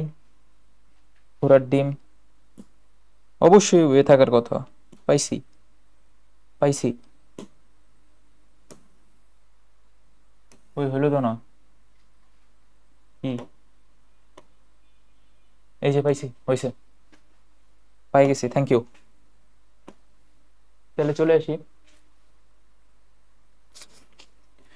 অ্যালডোল ঘনীভবন বিক্রিয়া তারাই দিবে যাদের মধ্যে আলফা হাইড্রোজেন আছে। ক্লিমেন্স ক্যানিজারো বিক্রিয়া তারাই দিবে যাদের মধ্যে আলফা হাইড্রোজেন নাই। এখন what is alpha hydrogen? Alpha hydrogen আছে কাদের মধ্যে? যেমন তোমাকে যদি একটা এক্সাম্পল দিই, আচ্ছা দুইটাই কিন্তু অ্যালডিহাইডের মধ্যে দিবে। আবার অ্যালডোল আবার কিটোনের মধ্যেও দেয়। আমরা অ্যালডিহাইড নিয়ে কথা বলি, CH3 CHO। আর এখানে একটা এক্সাম্পল দেই, HCHO। সব থেকে সিম্পলেস্ট এক্সাম্পল, সব থেকে বেসিক এক্সাম্পল, যেটা পরীক্ষায় আসবে আর যেটা বইয়ের MCQ। এখানে কার্যকরী মূলক হচ্ছে এই যে এটা অ্যালডিহাইড গ্রুপ। কার্যকরী মূলকের পাশের যে কার্বনটা, এই কার্বনকে বলা হয় আলফা কার্বন। আর আলফা কার্বনের পাশে যে হাইড্রোজেন, সেটাকে বলবো আলফা হাইড্রোজেন। এখানে কার্যকরী মূলক হচ্ছে অ্যালডিহাইড, এটার পাশে কোনো কার্বনই নাই। কার্বন নাই মানে আলফা হাইড্রোজেনও নাই, আলফা কার্বন নাই মানে আলফা হাইড্রোজেনও নাই। আরেকটা এক্সাম্পল হচ্ছে ফর্মালডিহাইড, CHO। ফর্মালডিহাইডে তুমি যদি এটাকে পোস্টমর্টম করো, পোস্টমর্টম করলে দেখবা যে এই পার্টে, মানে যে পার্টে কার্বনটা থাকা দরকার কার্যকরী মূলকের পাশে, এই যে এইখানে কার্বন থাকা দরকার না, কার্বন আছে, কিন্তু কার্বন থাকা সত্ত্বেও এখানে কোনো আশেপাশে হাতের মধ্যে হাইড্রোজেন নাই। যার কারণে ফর্মালডিহাইড এবং ফর্মালডিহাইড এবং বেনজালডিহাইড এই দুইটারই হচ্ছে আলফা কার্বন আলফা হাইড্রোজেন, এই হিসাবটা নাই, আলফা হাইড্রোজেন নাই এখানে, আলফা হাইড্রোজেন নাই এখানে, আলফা কার্বনই নাই, আলফা হাইড্রোজেন নাই। দ্যাটস ওয়াই এখানে ক্যানিজারো বিক্রিয়া দিবে এবং অ্যালডোল ঘনীভবন বিক্রিয়া দিবে না। ভাইস ভার্সা, অ্যালডোল ঘনীভবন বিক্রিয়া তারাই দিবে যাদের মধ্যে আলফা কার্বন আছে এবং আলফা হাইড্রোজেন আছে। আলফা কার্বন থাকতে হবেই আলফা হাইড্রোজেন থাকার জন্য, তারা আবার ক্যানিজারো বিক্রিয়া দিবে না, এরা ক্যানিজারো দিবে না। এরকম বইতে কিন্তু অনেক পেঁচানো কোশ্চেন আছে। তাহলে ভাই এই দুইটা কথা মাথায় রেখো দয়া করে, দুইটা কথা মাথায় রাখলেই হবে, ক্যানিজারও দিবে না এখানে, আবার অ্যালডোল দিবে না।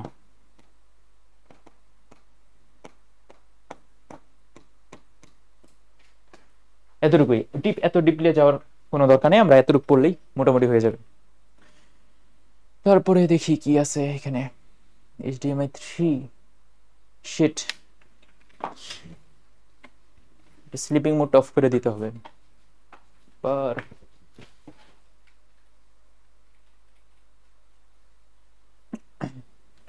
নিউক্লিওফাইল ইলেকট্রোফাইল এগুলো তো বললাম সমভাঙনের ফলে তৈরি হয় আমাদের কি বলে ফ্রি রেডিক্যাল। ফ্রি রেডিক্যালের সক্রিয়তার ক্রম দেখো, এটা কি সক্রিয়তার ক্রম দেখো না 321,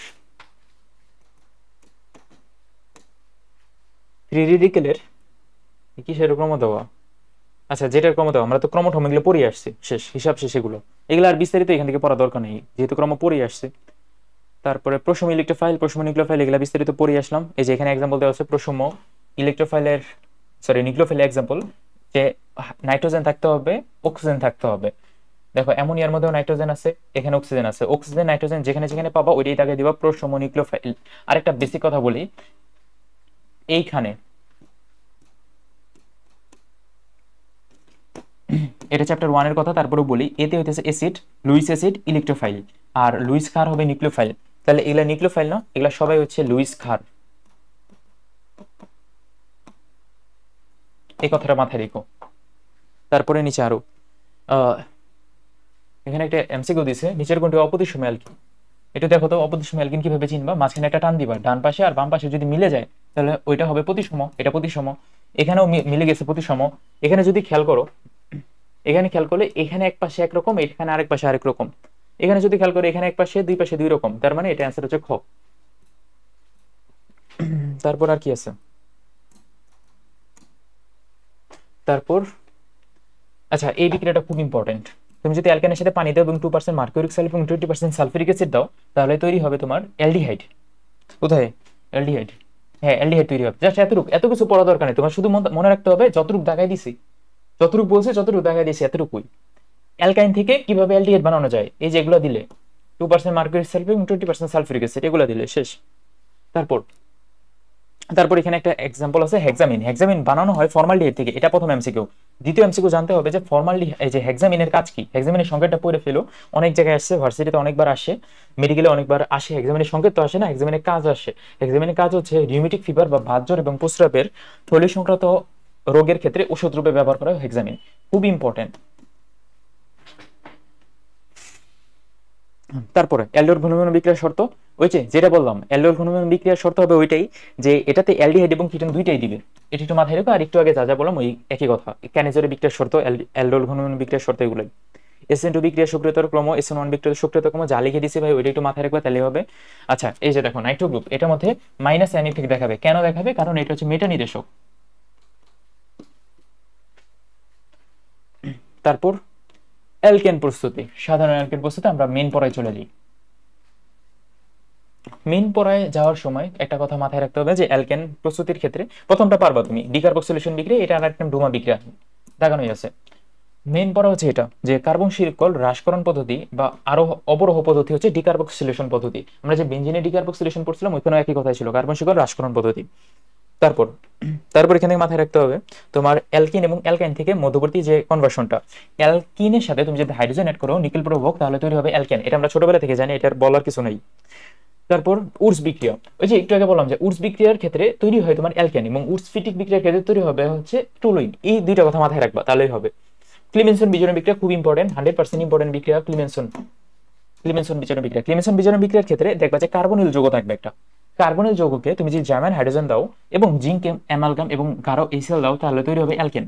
এখন ভাই এটার মধ্যে কি হিসাব কি, হিসাবটা হচ্ছে এটাই যে আমরা একটু আগে একটা জিনিস পড়ে আসছি যে কার্ব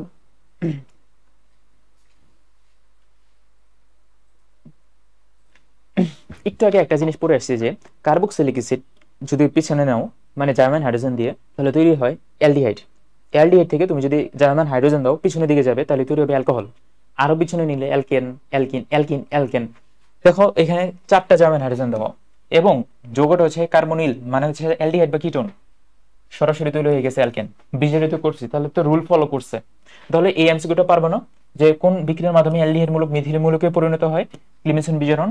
অ্যালডিহাইড মূলক মিথিলিন মূলক মানে তো অ্যালকেন, অবশ্যই পারবা। তারপরে সামনের দিকে আসো, সামনের দিকে যে কিটোনের সাথে জার্মান হাইড্রোজেন দিব, জিঙ্ক অ্যামালগাম দিব, প্রোপেন তৈরি হবে, যত কার্বন তত কার্বন বিশিষ্ট অ্যালকেন। শেষ হিসাব। তারপরে অ্যালকিন প্রস্তুতি, অ্যালকিন প্রস্তুতির ক্ষেত্রে এগুলা হিসাব, এগুলা হিবিজিবি কথাগুলো বাদ দিয়ে জাস্ট টু দা পয়েন্টে পড়বা। অ্যালকিনের ক্ষেত্রে আমি যদি অ্যালকোহল এবং অ্যালকোহলের সাথে একটা নিরোধক দিই তাহলে তৈরি হবে অ্যালকিন। এটা একটা ওয়ান কাইন্ড অফ অপসরণ বিক্রিয়া বা নিরোধন বিক্রিয়া। অপসরণ বিক্রিয়া আমরা যদি দেখি এই যে সালফিউরিক অ্যাসিড অ্যাড করে পানি অপসারিত করছি, এটাও একটা অপসরণ বিক্রিয়া বা নিরোধন বিক্রিয়া বলা যায়। তারপর সামনের দিকে যদি অ্যালকাইল হ্যালাইড থেকে অ্যালকিন প্রস্তুতি, এটা তো একটু আগে বললাম অপসরণ বিক্রিয়া। এই যে দেখো হ্যালাইড দিছি, আমি যদি অ্যালকোহলীয় প্রভাব দিই তাহলে তৈরি হবে অ্যালকিন, অপসরণ বিক্রিয়া।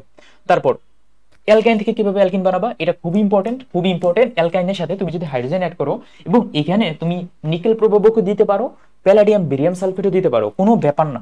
Nickel, palladium, barium sulphate. But বইয়ের এমসিকিউতে যেহেতু প্যালাডিয়াম এবং বেরিয়াম সালফেট দেওয়া, তোমার এটা একটু মুখস্থ রাখতে হবে। অ্যালকাইন থেকে অ্যালকিন বানানো যায় প্যালাডিয়াম বেরিয়াম সালফেট বিক্রিয়া করে। আশা করি এটা পারবা।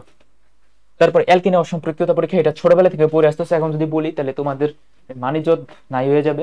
ছোটবেলা থেকে এটা পড়ে আসতেছো। তারপর আমি একবার বলি যারা একদমই কিছু পারো না তাদের জন্য।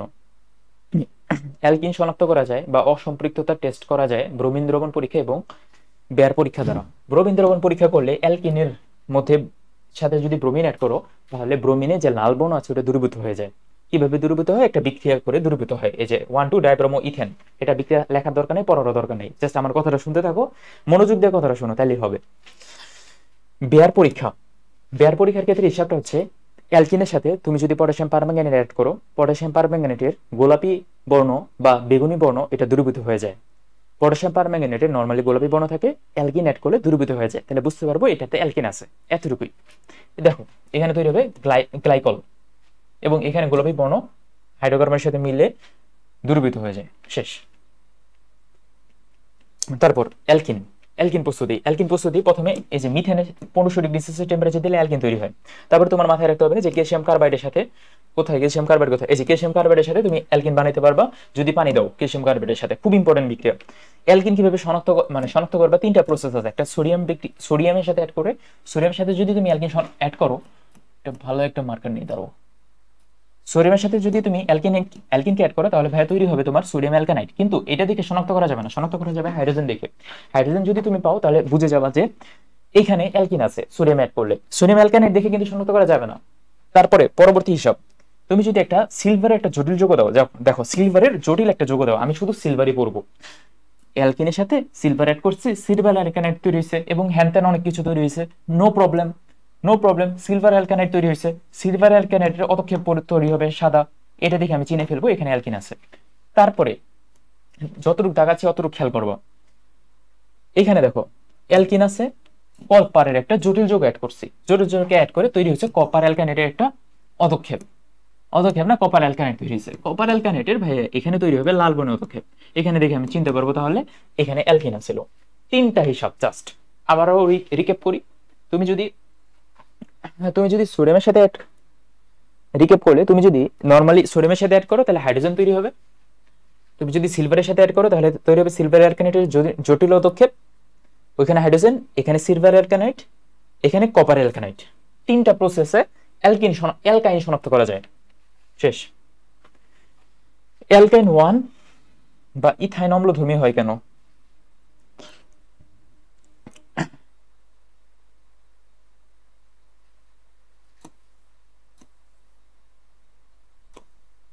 এই লাইনটা কই থেকে আইলো রে ভাই, ধরো 1 সেকেন্ড।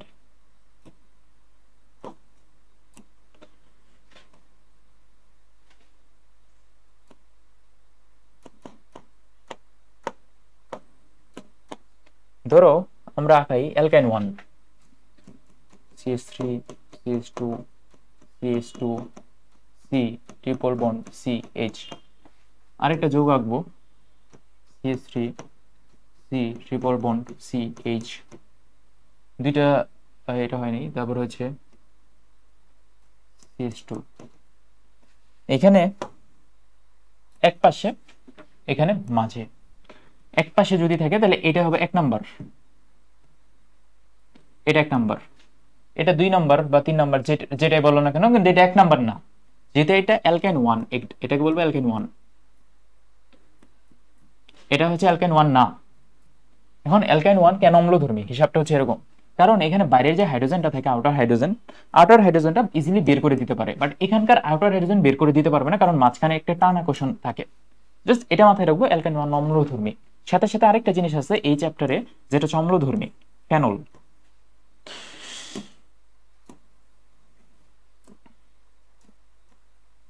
ফেনল কেন অম্লধর্মী?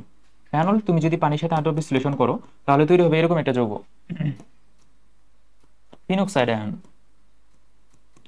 ফিনক্সাইড আয়নের সাথে তাহলে ভাইয়া কি বাকি থাকলো? এই হাইড্রোজেনটা বাকি থাকলো। এই হাইড্রোজেন আর এই পানি যেটা মিক্স হয়ে তৈরি করবে H3O+। তাহলে আমি জানি একটা সলিউশনের মধ্যে H3O+ বা হাইড্রোজেন ত্যাগ করা, আমরা জানি হাইড্রোজেন ত্যাগ, এই হিসাবটাকে বলা হইতেছে অ্যাসিড। এই যে এখানে হাইড্রোজেন ত্যাগ করছে, হাইড্রোজেন ত্যাগ করা যে কথা, হাইড্রোনিয়াম আয়ন ত্যাগ করা একই কথা। হাইড্রোক্সিল আয়ন গ্রহণ করা,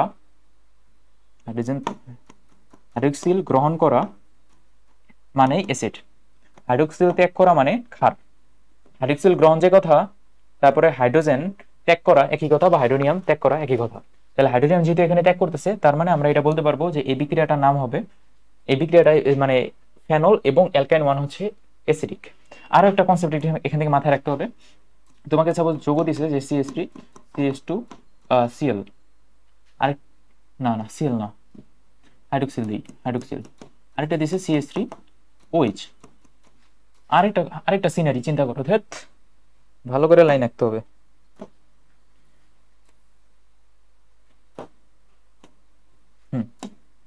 আরেকটা যৌগ suppose CH3 CH2 CH2 Cl, আরেকটা হচ্ছে CH2 CH3 CH2 CHCl2, দুইটা যৌগ আছে। তোমাকে বললো যে 1 নাম্বার যৌগ এখানে প্রথমটার ক্ষেত্রে, মানে এই 4টা কম্পোনেন্ট দিছে, এই 4টা কম্পোনেন্টের মধ্যে কোনটা বেশি সক্রিয়, বা সরি এই দুইটার মধ্যে কোনটা বেশি সক্রিয়, এই দুইটার মধ্যে কোনটা বেশি সক্রিয়, দুইটা ভার্ডিক্ট দিয়ে আমরা এটা সলভ করব। প্রথম কথা হচ্ছে, যদি কোনো একটা যৌগের সাথে মিথিলিল মূলক থাকে তাহলে ওই যৌগের সক্রিয়তা হ্রাস পায়।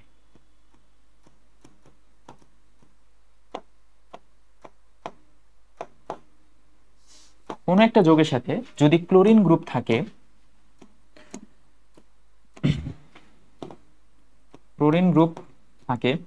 তাহলে ওই যৌগের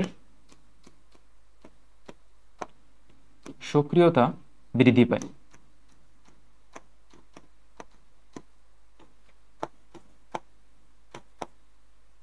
তার মানে আমরা বলতে পারি যে 2 নাম্বার যৌগটা এখানে ক্লোরিন গ্রুপ বেশি আছে, তার মানে 2 নাম্বার যৌগটা বেশি সক্রিয়।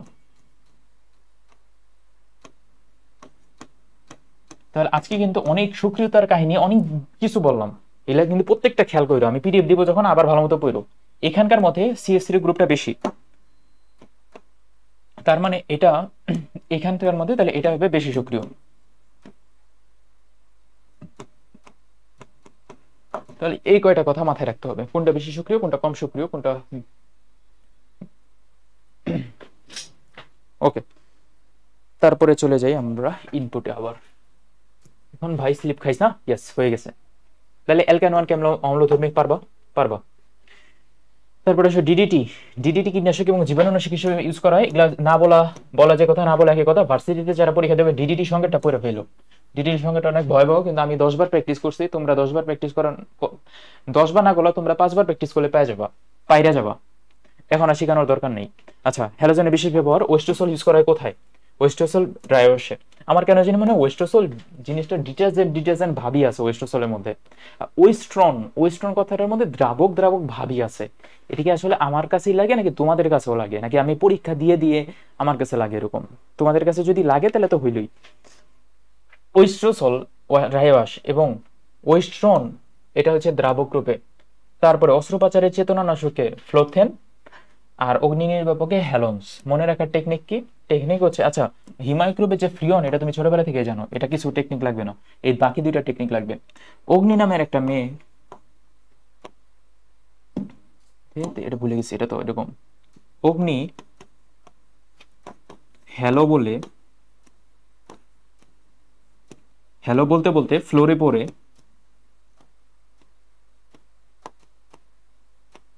চেতনা হারায় ফেলছে। চেতনা হারিয়ে, সাপোজ অগ্নির ফেভারিট অ্যাক্টর হচ্ছে সালমান খান। সালমান খান তাকে মানে কল দিছে। সালমান খানের ভয়েস শুনে তার মনে হয়েছে যে আই হায় আসলে সালমান খান এরকম, যার কারণে ও হ্যালো বলতে বলতেই স্লিপ খাইছে ফ্লোরে, ফ্লোরে স্লিপ খেয়ে চেতনা হারিয়ে গেছে। এটা তার টেকনিক। টেকনিকের মধ্যে অনেক কাজের টেকনিক আর কি। অগ্নি দিয়ে হইতেছে অগ্নি নির্বাপক, হ্যালোতে হইতেছে হ্যালোন্স, ফ্লোরে দিয়ে হইতেছে ফ্লোথেন চেতনানাশক।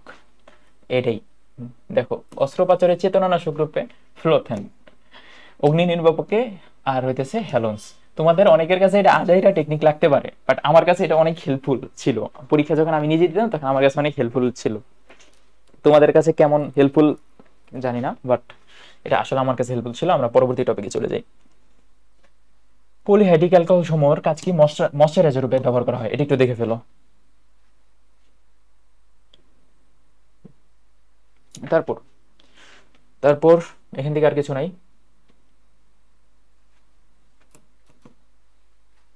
এখান থেকে রেক্টিফায়ার স্পিরিটের সংকেত 95.6% ইথানল এবং 4.4% পানিকে বলা হয় রেক্টিফায়ার স্পিরিট। তারপর রেক্টিফায়ার স্পিরিটের পরে আরো অনেকগুলো কথা ছিল এখানে। উড স্পিরিট, এর একটু বইরো, আরো অনেকগুলো কথা ছিল নিচে রেক্টিফায়ার স্পিরিটের নিচে, ওগুলো একটু পারলে দেখে ফেলো, না পারলে শুধু উড স্পিরিটটা পড়ো আর রেক্টিফায়ার স্পিরিটটা পড়ো আর মেথিলেটেড স্পিরিটটা পড়ো। উডস এই যে 65°C উড স্পিরিটের স্ফুটনাঙ্ক, এবং উড স্পিরিটে 98% মিথনল এবং 1 থেকে 2% এসিটন থাকে। আচ্ছা এগুলা খেলো। তারপরে অ্যালকোহল শনাক্তকারী বিক্রিয়া। অ্যালকোহল শনাক্তকারী বিক্রিয়াতে এখানে প্রথম যে বিক্রিয়া দিচ্ছে এগুলো আমরা পড়বো না, সরাসরি পড়বো অ্যালকোহল এবং ইথারের মধ্যবর্তী পার্থক্যকরণ বিক্রিয়া। অ্যালকোহল এবং ইথারের মধ্যবর্তী পার্থক্যকরণ বিক্রিয়াটা আমরা এটা সাদা পেজ নেই, তাহলে ভালো মতো বুঝতে পারবো। ROH ভার্সেস সি, এটা তো এভাবে লেখা যায় যে তোমার ও, এই যে এই দুটোর মধ্যে ডিফারেন্স কেমনে করবো। এটা হচ্ছে ইথারকে রিপ্রেজেন্ট করতেছি, আর এটাকে রিপ্রেজেন্ট করতেছি, অ্যালকোহল রিপ্রেজেন্ট করতেছি OH দিয়ে। দুইটার সাথে তুমি PCl5 অ্যাড করবা, দুইটার সাথে PCl5 অ্যাড করবা।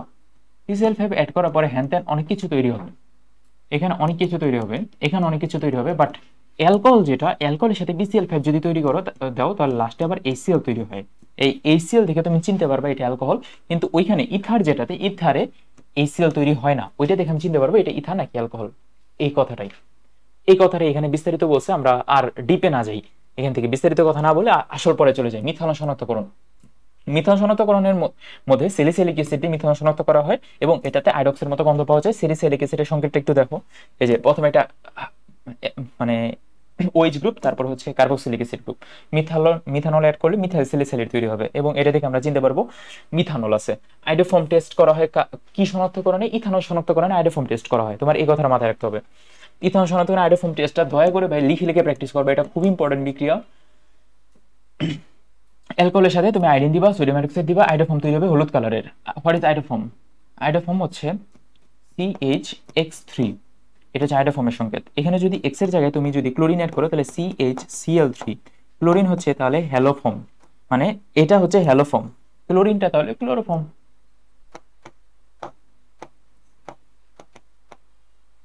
ক্লোরোফর্ম শেষ। এই কথাটা, এই দুইটা কথা মাথায় রাখবা, ক্লোরোফর্ম কি, হ্যালোফর্ম কি, আইডোফর্ম কি। আচ্ছা আইডোফর্ম, হ্যালোফর্ম বিক্রিয়া বা আইডোফর্ম বিক্রিয়া কারা দেয় কারা দেয় না, এটা একটু মাথায় রাখতে হবে। মাথায় রাখার জন্য তুমি জাস্ট সিম্পল সিম্পল কথায় মাথায় রাখবা যে হ্যালোফর্ম বা আইডোফর্ম বিক্রিয়া দেয় না কারা।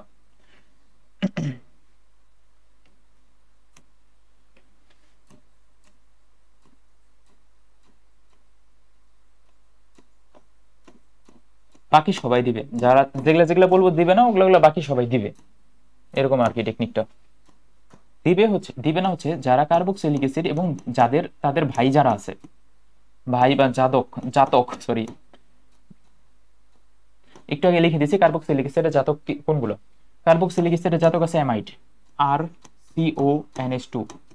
কার্বক্সিলিক অ্যাসিডের জাতক আছে হচ্ছে RCOOR, এস্টার। কার্বক্সিলিক অ্যাসিডের জাতক হচ্ছে RCOCl, অ্যাসিড ক্লোরাইড। কার্বক্সিলিক অ্যাসিডের জাতক কেমনে বানায়, ধরে নাও RCOH, এটার সাথে তুমি অ্যামিন অ্যাড করছো NH2, তাহলে সিম্পলি তৈরি হয়ে যাবে RCONH2।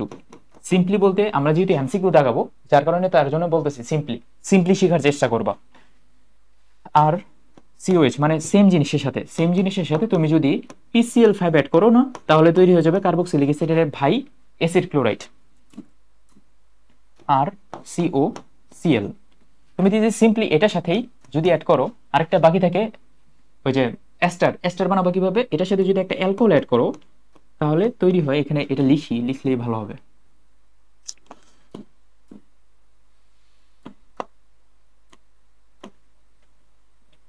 CH3COOH। তুমি এই আর গ্রুপটা এই যে এটার সাথে প্রতিস্থাপিত করলে এই হাইড্রোক্সিল আর এই সরি ভুল হয়ে গেছে COOH, এই আর গ্রুপটা এই হাইড্রোজেনের সাথে প্রতিস্থাপন করো এবং এই হাইড্রোজেন আর এই হাইড্রোক্সিল মিলে তৈরি করবে পানি। আর বাকি যা পার্ট থাকে বাকি পার্টটুকু লিখি RCOOR, এতটুকুই। তাহলে এস্টার বানানোর উপায় হচ্ছে কার্বক্সিলিক অ্যাসিডের সাথে তুমি যদি অ্যালকোহল অ্যাড করো তাহলে তৈরি হবে এস্টার। তাহলে তোমাকে যদি বলে এস্টারকে আদ্র বিশ্লেষণ করে কি পাওয়া যায়, এস্টারকে আদ্র বিশ্লেষণ করে পাওয়া যাবে হচ্ছে কার্বক্সিলিক অ্যাসিড এবং অ্যালকোহল। এই এমসিকিউটা যেন পারো তুমি, জাস্ট সিম্পল কথা কয়েকটা। তারপরে চলে আসি আবার আমরা পড়াতে।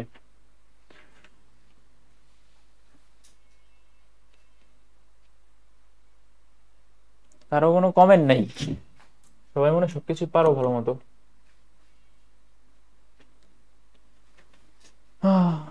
এটা কি, ও কিভাবে অ্যালকোহল শনাক্ত করবো, সরি অ্যালকোহল কিভাবে শনাক্ত করবা, 1 ডিগ্রি 2 ডিগ্রি 3 ডিগ্রি অ্যালকোহল কিভাবে শনাক্ত করবা, নট মিথানল, নট ফর্মাল কি বলে মিথানল বা ইথানল, এগুলা তো শেষ। এখন আসলে 1 ডিগ্রি 2 ডিগ্রি 3 ডিগ্রি কিভাবে শনাক্ত করবা, শনাক্ত করার একটা সহজ উপায় আছে, লুকাস বিকারকের সাথে মনে রাখার টেকনিক হচ্ছে লুকাস 32 কিভাবে মনে রাখবো, লুকাস বিকারকের সাথে 3 ডিগ্রি অ্যালকোহল দিলে সাথে সাথে বিক্রিয়া, দেখো সাথে সাথে লিখছি লুকাসের, তাহলে সাথে সাথে বিক্রিয়া দিবে। যদি 2 ডিগ্রি অ্যালকোহলের সাথে বিক্রিয়া করো তাহলে 5 থেকে 10 মিনিট পরে বিক্রিয়া, মানে 5 থেকে 10 মিনিট পরে দিবে। 1 ডিগ্রি লিখছি এখানে, 1 ডিগ্রি অ্যালকোহল লিখিয়ে নেই, তাহলে 1 ডিগ্রি অ্যালকোহল বিক্রিয়া দিবে না লুকাস বিকারকের সাথে। লুকাস বিকারকের সংকেতটা তোমার আগে মাথায় রাখতে হবে, যে জিঙ্ক ক্লোরাইডের সাথে কোথায় গাঢ় এসিলের সাথে অনাদ্র জিঙ্ক ক্লোরাইড, এটা মিশ্রণকে বলা হয় লুকাস বিকারক, HCl প্লাস জিঙ্ক ক্লোরাইড। এই লুকাস বিকারকের সংকেত যদি ভুলে যাও তোমার মেডিকেল ভর্তি পরীক্ষা দেওয়ার দরকার নেই। তারপরে আমি যখন বইটা রিটেন দিছিলাম তখন প্রথম এমসিকিউটাই ছিল লুকাস বিকারকের সংকেত কি, মানে প্রিলিতে। তারপরে সামনে আসি, ইথারের পারক্সাইড কিভাবে শনাক্ত করবা। ইথারের পারক্সাইড শনাক্ত করার অনেক ভালো একটা প্রসেস আছে, আমি তোমাকে বলি। যে ইথার, সাপোজ তুমি ইথার দিয়ে অনেক বিক্রিয়া করতেছো, সাপোজ ইথার এবং অ্যালকোহল দুইটা পার্থক্য করতেছো। ইথার অ্যালকোহলের মধ্যে পার্থক্য করার একটা ওয়ে হচ্ছে এই যে PCl5 সহ পরীক্ষা। সাপোজ তুমি PCl5 সহ পরীক্ষা করে অ্যালকোহল নাকি ইথার তুমি এটা টেস্ট করতে গেছো, টেস্ট করতে যায় তুমি একটা জিনিস, মানে অ্যালকোহল যখন মুখটা খুলছো, ধরেন আমার বোতল সামনে ছিল, সাপোজ এটা হচ্ছে আমাদের বোতল, এই যে এটা হচ্ছে বোতল ওয়াইল্ড স্টোন, এটা হচ্ছে ইথার। সাপোজ এই ইথারের মুখটা তুমি খুলবা, এই যে খুলছে আমি, এটা দিয়ে আমি PCl5 সহ পরীক্ষা করব। মুখটা খুলছি, এটা দেখো কালো কালারের বোতল না, হ্যাঁ কালো বা বাদামি কালারের বোতলের মধ্যে তোমার ইথার বা তোমার ক্লোরোফর্ম সংরক্ষণ করা যায়, যার কারণে আমি যে ওয়াইল্ড স্টোন এটা আমি কালো কালারই বুঝাইতেছি। সাপোজ এটার বোতল আর কি এরকম থাকে না, রূপক অর্থে এটা। ইথারের মুখটা খুলে আমি বাইরে চলে গেছি, আমার সালমান খানের কল আসছে, সালমান ভাইয়ের যেহেতু কল আসছে, কলটা ধরছি, কল ধরে ওনার সাথে তো আর 1-2 মিনিট কথা বলা যায় না, 5-6 মিনিট কথা বলতেছি, 10 মিনিট কথা বলতেছি, 10 মিনিট কথা বলে আবার ব্যাক করে এসে দেখছি যে এই মুখটা খোলা আমার ইথারের। এখন তো ইথারের মুখা যদি খোলা, আবার পাশে দিয়ে সূর্যের আলো আসতেছে, তাহলে ইথারটা নষ্ট হয়ে যাওয়ার প্রবণতা অনেক বেশি। ইথার নষ্ট হয়েছে কি হয় নাই, এটা প্রথম কোশ্চেন। দ্বিতীয় কোশ্চেন, ইথার যদি নষ্ট হয় তাহলে এটা কি করা উচিত। তৃতীয় কোশ্চেন, কিছু না, পরে চলে আসি।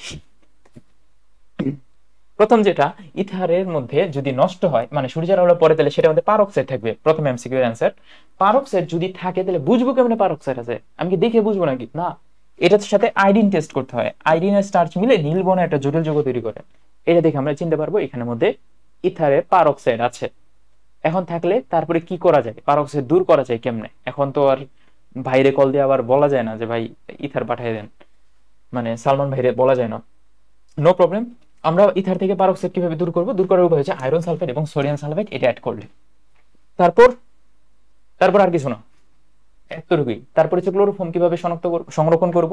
একটু সিম্পল ভাষায় যদি বলি, ক্লোরোফর্ম সেম কথা। তোমার একটা বাদামি বর্ণের বোতলে সংরক্ষণ করতে হয়, এটা বাদামি বর্ণের বোতল, বোতলের মুখটা খুলে তুমি কলে চলে গেছো, কল থেকে এসে দেখছো বাদামি বোতল খোলা, বোতল খোলা অবস্থাতে তারপরে ক্লোরোফর্ম যদি থাকে তাহলে ফসজিন গ্যাস তৈরি হয়। এবং ফসজিন গ্যাস কেমনে চিনবা? এখানে যেরকম আয়োডিন টেস্ট করে, ওইখানে সিলভার নাইট্রেট টেস্ট করে, সিলভার নাইট্রেট টেস্ট করলে তুমি ফসজিন গ্যাস দ্রবীভূত হয়ে সিলভার ক্লোরাইড তৈরি হবে। সিলভার ক্লোরাইড তৈরি হয়েছে, তাহলে তুমি কেমনে এখন ওই যে ক্লোরোফর্ম তুমি যেটা দিয়ে অনেক কাজ করতেছিলে, সাপোজ কার্বিলামিন টেস্ট করতেছিলা, ক্লোরোফর্ম কিভাবে তাহলে বুঝবা যে এটার মধ্যে ক্লোরোফর্ম, সরি, কিভাবে তাহলে ঠিক করবা যে এই ফসজিন গ্যাস 1% অ্যামোনিয়াম কি জানি দেওয়া লাগে, ভুলে গেছি নিজেই, একটু পরে দেখতে হবে, দাঁড়াও একটু পরে যদি থাকে তাহলে দেখে বলতেছি। কি যে 1% ইথানল দিতে হয়, অ্যামোনিয়া না, 1% ইথানল, এই টাইপের কিছু একটা। আচ্ছা সামনে আসি, উইলিয়ামসন ইথার সংশ্লেষণ বিক্রিয়া, এই বিক্রিয়াটা 100% ইম্পর্টেন্ট। উইলিয়ামসন ইথার সংশ্লেষণ থেকে বইয়ের এমসিকিউতে 10 বার আছে, মেডিকেল ভর্তি পরীক্ষায় 10 বার আসছে। মেডিকেল বলো, যে কোনো ভর্তি পরীক্ষায় বলো, প্রথমে একটা সোডিয়াম ইথোক্সাইড বা সোডিয়াম অ্যালকোক্সাইড দিবা, আয়োডোমিথেন দিবা, তৈরি হবে তোমার মিথোক্সিমিথেন। এই বিক্রিয়াটাও দয়া করে তুমি লিখে লিখে লিখে প্র্যাকটিস করবা। উইলিয়ামসন ইথার সংশ্লেষণ বিক্রিয়া, একটা বিক্রিয়া আছে ইথারের। তারপর গ্রিগনেট বিকারক সহ পরীক্ষা, এগুলো লাগবে না। ডাইমিথাইল ইথার প্রস্তুতি, এগুলো কিছু লাগবে না, আমরা সরাসরি চলে যাই সামনের দিকে। ইথার কিভাবে শনাক্ত করবা? পিসিএল দ্বারা, পিসিএল 5, এই যে এটা তো পড়াইলামই। ইথার এবং অ্যালকোহল কিভাবে শনাক্ত করবা? পিসিএল 5 সহ পরীক্ষা করে। তারপর এখানে কি আছে, এখানে অ্যামিনে চলে আসি। অ্যামিনের ক্ষেত্রে তোমার মাথায় রাখা লাগবে অ্যানিলিনের সংকেতটা তো চিনোই তুমি, ফিনালাইনিন, অ্যানিলিনের সংকেত এখান থেকে পারবা। আচ্ছা, হফম্যান ক্ষুদ্রাংশকরণ বিক্রিয়া, এই বিক্রিয়াটাও 100% ইম্পর্টেন্ট, এটাও তুমি লিখে লিখে প্র্যাকটিস করবা ভাই, লিখে লিখে প্র্যাকটিস করবা। অ্যামাইডের সাথে তুমি যদি ব্রোমিন দাও এবং সোডিয়াম হাইড্রোক্সাইড দাও, তাহলে তৈরি হবে 1 ডিগ্রি অ্যামিন। এই বিক্রিয়াটার নামই হচ্ছে হফম্যান ক্ষুদ্রাংশকরণ বিক্রিয়া। এই বিক্রিয়াতে এই ব্রোমিন আর সোডিয়াম হাইড্রোক্সাইড থাকতে হবে, এবং থাকলে যত কার্বন বিশিষ্ট অ্যামাইড, দেখো এখানে আর দেওয়া এবং একটা সি দেওয়া, বাট এখানে শুধু একটা আর দেওয়া, তার মানে একটা কার্বন হ্রাস। এই চ্যাপ্টারে দুইটা জায়গাতে কার্বন হ্রাস আছে, একটা হচ্ছে হফম্যান ডিগ্রেডেশন আর একটা ডিকার্বক্সিলেশন বিক্রিয়া। ডিকার্বক্সিলেশন বিক্রিয়া আবার দুইটা জায়গায় আছে, একটা হচ্ছে অ্যালকেনে আর একটা হচ্ছে বেনজিনে। সো এটা কিন্তু খুব ইম্পর্টেন্ট, এটা একটা অবরোহ পদ্ধতি, হফম্যান ক্ষুদ্রাংশকরণ বিক্রিয়া। আচ্ছা, কিন্তু তোমার যদি একটা ভেজাল আছে, ভেজাল হচ্ছে তুমি যদি নর্মাল একটা অ্যামাইডকে জার্মান হাইড্রোজেন দিয়ে বিজারণ করো, আমরা জানি ডাবল বন্ডকে বিজারিত করলে তৈরি হয় সিঙ্গেল বন্ড, সিঙ্গেল বন্ডে তৈরি হয়েছে এবং অ্যামিন তৈরি হয়েছে। এখানে কিন্তু কোনো ধরনের হফম্যান ডিগ্রেডেশন হয়নি, মানে হফম্যান ক্ষুদ্রাংশকরণ হয় নাই, কার্বন সংখ্যা কোনো হ্রাস পায় নাই, জাস্ট জার্মান হাইড্রোজেন দিয়ে সিম্পল বিজারিত করছি। দেখো এখানে একটা আর একটা সি, এখানেও একটা আর একটা সি, 1 ডিগ্রি অ্যামিন তৈরি হয়েছে বা প্রাইমারি অ্যামিন তৈরি হয়েছে, কিন্তু কার্বন সংখ্যা সেম আছে। এখানেও প্রাইমারি অ্যামিন তৈরি হয়েছে, কিন্তু প্রাইমারি অ্যামিন, এটা প্রাইমারি অ্যামিন তৈরি হয়েছে কিন্তু একটা কার্বন হ্রাস পাইছে, কিন্তু এখানে নো চেঞ্জ, মানে কার্বন সংখ্যা চেঞ্জ হবে না, that's mean no change. That's mean যদি শুধু জার্মান হাইড্রোজেন দাও কিছুই হবে না, কিন্তু তুমি যদি ব্রোমিন এবং সোডিয়াম হাইড্রোক্সাইড দাও তাহলে হয়ে যাবে হফম্যান ক্ষুদ্রাংশকরণ বিক্রিয়া, এবং হফম্যান ক্ষুদ্রাংশকরণ বিক্রিয়াতে কার্বন সংখ্যা হ্রাস পায়। আর কিছু এখান থেকে পড়া দরকার নেই। চলো, সব প্রাইমারি অ্যামিন ডায়াজোনিয়াম লবণ তৈরি করলেও অ্যালিফিটিক প্রাইমিন, আচ্ছা এটা একটু, এই লাইনটা একটু পড়ে ফেলো, এটা দরকার নেই আমাদের, খুব একটি আমার ইম্পর্টেন্ট না। কার্বিলামিন টেস্ট, এটা ইম্পর্টেন্ট। অ্যামিন শনাক্তকরণ বিক্রিয়া বা কার্বিলামিন পরীক্ষা, কার্বিলামিন টেস্ট। কার্বিলামিন টেস্ট করতে হয় মিথাইলামিন বা প্রাইমারি অ্যামিনের সাথে ক্লোরোফর্ম অ্যাড করে এবং পটাশিয়াম হাইড্রোক্সাইড অ্যালকোহলের প্রভাব দিয়ে তৈরি হয় কার্বিলামিন। কার্বিলামিন একটা আইসোসায়ানাইড, দেখো এটা হচ্ছে আইসোসায়ানাইড, আইসোসায়ানাইড সিএন দিয়ে প্রকাশ করলাম। কার্বিলামিনের সংকেত হচ্ছে আইসোসায়ানাইড। এটা দেখে কেমনে বুঝবো যে এখানে কি আছে, প্রাইমারি অ্যামিন আছে। আর কোশ্চেন আসবে দুই ভাবে, প্রাইমারি অ্যামিন শনাক্ত করবা কি দিয়ে, কার্বিলেমিন টেস্ট দিয়ে। ক্লোরোফর্ম শনাক্ত করবা কি দিয়ে, কার্বিলেমিন টেস্ট দিয়ে। কিভাবে, কার্বিলেমিন টেস্ট দিয়ে। কেমনে, কার্বিলেমিন টেস্টের মধ্যে কার্বিলেমিন তৈরি হবে এবং কার্বিলেমিনটা উগ্রগন্ধযুক্ত কার্বিলেমিন তৈরি হবে, সেটা দেখে আমি চিনতে পারবো। সাপোজ একটা বোতলের মধ্যে তোমার প্রাইমারি অ্যামিন আছে আর একটা বোতলের মধ্যে ক্লোরোফর্ম আছে, সরি, একটা বোতলের মধ্যে প্রাইমারি অ্যামিন আছে আর একটা বোতলের মধ্যে কি আছে আমি জানি না, দুইটা মিক্স করলাম, মিক্স করার মধ্যে উগ্রগন্ধযুক্ত কার্বিলেমিন আছে তৈরি হইলো, তাহলে বুঝতে হবে সেকেন্ড যে বোতলটা ওইটার মধ্যে ক্লোরোফর্ম ছিল। এভাবে আমি ক্লোরোফর্ম শনাক্ত করতে পারি। তার মানে কার্বিলেমিন টেস্ট দিয়ে বোথ প্রাইমারি অ্যামিন বা 1 degree amine, both 1 degree amine plus chloroform CH-CL3 শনাক্ত করতে পারি। এই পরীক্ষায় যেন এটা ভুল না হয়। তারপর সামনের দিকে আসো, 1 ডিগ্রি 2 ডিগ্রি 3 ডিগ্রি অ্যামিন কিভাবে পার্থক্য করবো। যেমন 1 ডিগ্রি 2 ডিগ্রি 3 ডিগ্রি অ্যালকোহল পার্থক্য করছো, কিভাবে অ্যামিন পার্থক্য করা যায়। অ্যামিন পার্থক্য করার জন্য এখানে দিতে হবে তোমার nitrous acid, nitrous acid, nitrous acid তিনটার সাথে, এটা 1 ডিগ্রি, এটা 2 ডিগ্রি, এটা 3 ডিগ্রি। নাইট্রাস অ্যাসিড দিলে প্রথমটার সাথে তোমার তৈরি হয় নাইট্রোজেন গ্যাস, এরকম একটা কথা লেখা আছে। প্রথমটার সাথে তৈরি হয় তোমার কোথায় কোথায় নাইট্রোজেন গ্যাস, আচ্ছা আমি লিখে দিলাম। 2 নাম্বারটার সাথে তৈরি হয় নাইট্রোসোয়ামিন। এই যে 2 নাম্বার নাইট্রাস অ্যাসিডের সাথে বিক্রিয়া করলে, যেমন 1 ডিগ্রির সাথে বুদবুদ সহ নাইট্রোজেন গ্যাস এবং 2 নাম্বার অ্যামিনের সাথে ডাইমিথাইল অ্যামিনের নাইট্রাসের সাথে বিক্রিয়া করলে তৈলাক্ত নাইট্রোসামিন, এবং 3 নাম্বারটার সাথে বিক্রিয়া করলে একটা জটিল যৌগ তৈরি হয়। তোমার জাস্ট এতটুকু মাথায় রাখলেই হবে। তারপর ভাইয়া সামনে আসি, এই যে ক্লোরোফর্মের ব্যবহার কি। ক্লোরোফর্মের ব্যবহার, আচ্ছা ক্লোরোফর্ম যদি নষ্ট হয়ে যায় তাহলে ফজেন গ্যাস তৈরি হয় এবং ফজেন গ্যাসের সঙ্গে COCl3 COCl2। আচ্ছা ক্লোরোফর্ম সার্জারিতে ইউজ করা হয় চেতনানাশক রূপে, এটা তোমরা জানোই। নাইট্রোক্লোরোফর্ম টিয়ার গ্যাস কাঁদানো গ্যাসে ইউজ করা হয়। নাইট্রোক্লোরোফর্ম CCl3NO2, এটাও MCQ। তারপর কিভাবে ক্লোরোফর্ম বিশুদ্ধতা করবা, বিশুদ্ধতা পরীক্ষা করবা, বা কিভাবে ক্লোরোফর্ম তুমি চিনবা যেটা বিশুদ্ধ হয় কি অবিশুদ্ধ, এটা তো বললামই। সিলভার নাইট্রেট টেস্ট দিয়ে এবং সিলভার ক্লোরাইডের একটা পদক্ষেপ পড়বে। এবং ক্লোরোফর্ম সংরক্ষণের ক্ষেত্রে তোমার একটা অস্বচ্ছ বাদামি রঙিন বর্ণের বোতল রাখতে হবে এবং বোতলের মুখটা বন্ধ রাখতে হবে, নাকি? হ্যাঁ হ্যাঁ, ভালো মুখ, ভালো যুক্ত কর্ক যুক্ত করে রাখতে হবে, যেন কোনো আলো বাতাস ঢুকতে না পারে। ক্লোরোফর্ম বিশুদ্ধ রাখতে পারবে এইভাবে। আর ফজেন গ্যাস যদি হয়ে যায় এবং তুমি যদি চিনতে পারো ফজেন গ্যাস আছে, তাহলে তোমার 1% ইথানল, এই যে যা বলতেছিলাম আমি ভুলে গেছিলাম, 1% ইথানল দিলে তোমার এটা দূর হয়ে যায়। ইথানল দিয়ে ঝাঁকাবা, এই যে বোতলটা আছে বোতলটা ইথানল দিবা, ঝাঁকাবা, ফজেন গ্যাস দূর হয়ে যাবে। তারপরে কার্বনিল যৌগ। কার্বনিল যৌগ মানে, ও সরি, এখানে কিছু নেই, ফরমালিনের সংকেত আছে, ফরমালিনের সংকেত একটু দেখে রেখে, এখান থেকে আর কিছু পড়া লাগবে না। তারপর অ্যাসিড ক্লোরাইড থেকে অ্যালডিহাইড প্রস্তুতি, না এটা খুব ইম্পর্টেন্ট বিক্রিয়া, রোজেনমুন বিজনন বিক্রিয়া। রোজেনমুন বিজনন বিক্রিয়াটা তোমার পরীক্ষায় আসার মতো বিক্রিয়া। কি পড়বা, প্রথমে অ্যাসিড ক্লোরাইড দিতে হবে, মানে কার্বক্সিলিক অ্যাসিডের একটা জাতক দিতে হবে, এবং এটার সাথে বেরিয়াম প্যালাডিয়াম বেরিয়াম সালফেট জ্বালানি প্রবাহ 144 ডিগ্রি সেলসিয়াস টেম্পারেচার যদি দাও, তাহলে তৈরি হবে তোমার অ্যালডিহাইড। এবং এটাই নর্মাল হিসাব। বাট এখানে একটা মানে একটা কিন্তু আছে, কিন্তু এখানে কিটোন তৈরি হয় না, এটাই আরেকটা কথা মাথায় রাখতে হবে, যে এখানে কিটোন তৈরি হয় না, সাথে সাথে আরেকটা জিনিস তৈরি হয় না, এটা হচ্ছে ফর্মালডিহাইড তৈরি হয় না, HCHO। কারণ কক্ষতা আমাদের ফর্মালডিহাইড, মানে ফর্মালডিহাইড তৈরি করার জন্য এইটারও তো লাগবে নর্মাল সব থেকে ছোট ফরম্যাট HCOCl। HCOCl আসলে পৃথিবীতে কক্ষ তাপমাত্রায় এক্সিস্ট করে না, যার কারণে কিটোন এবং ফর্মালডিহাইড তৈরি করা যায় না এই বিক্রিয়া দ্বারা, রোজেনমুন বিজনন বিক্রিয়া দ্বারা। এই কয়টা কথা মাথায় রাখতে হবে, রোজেনমুন বিজনন বিক্রিয়া দ্বারা ফর্মালডিহাইড এবং কিটোন প্রস্তুত করা যায় না, শেষ। তারপর আসলে ফ্যাটি অ্যাসিড। ফ্যাটি অ্যাসিডের মধ্যে 2 ধরনের ফ্যাটি অ্যাসিড আছে, এটা হচ্ছে essential fatty acid, non essential fatty acid. Essential fatty acid অসম্পৃক্ত, অসম্পৃক্ত অলি দিয়ে মনে রাখতে হবে। অলি দিয়ে মনে রাখা যায়, কোথায় লিখবো, এখানে এখানে লেখার জায়গা আছে, না না, অলি, অলি দিয়ে অতে অসম্পৃক্ত, অদি আনস্যাচুরেটেড, ল দিয়ে লিনোলিনিক অ্যাসিড, লিনোইক অ্যাসিড, এবং অদি আরেকটা অ্যাক্রিলিক অ্যাসিড। এই 3টা কথা, এই যে অ্যাক্রিলিক অ্যাসিড, অলিক অ্যাসিড, লিনোলিনিক অ্যাসিড, অলি, সবই অলি দিয়ে মনে রাখবা। অদি অদি হচ্ছে আনস্যাচুরেটেড বা অসম্পৃক্ত, অদি আবার এসেনশিয়াল, এভাবে। এগুলা ভিতরে গুলো, এগুলা কিছু পড়া লাগবে না, বাকি যা যা আছে সব সম্পৃক্ত, এগুলা তাহলে বাকিগুলা বাকিগুলা। তারপরে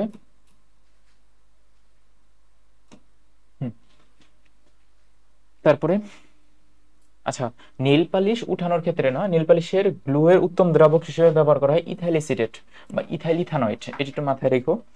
আচ্ছা, পাকা কলায় কি থাকে, পাকা কমলায় কি থাকে, পাকা আনারসে কি থাকে, জেসমিন ফুলে কি থাকে, মনে রাখার টেকনিক আছে একটা। জেসমিন তোমার বোনের নাম, সেটা বেনজেল এসিটেট এস্টার। আনারস, আনারস হচ্ছে পৃথিবীর সব থেকে বিউটিফুল ফল, যার কারণে বিউটারেট এস্টার।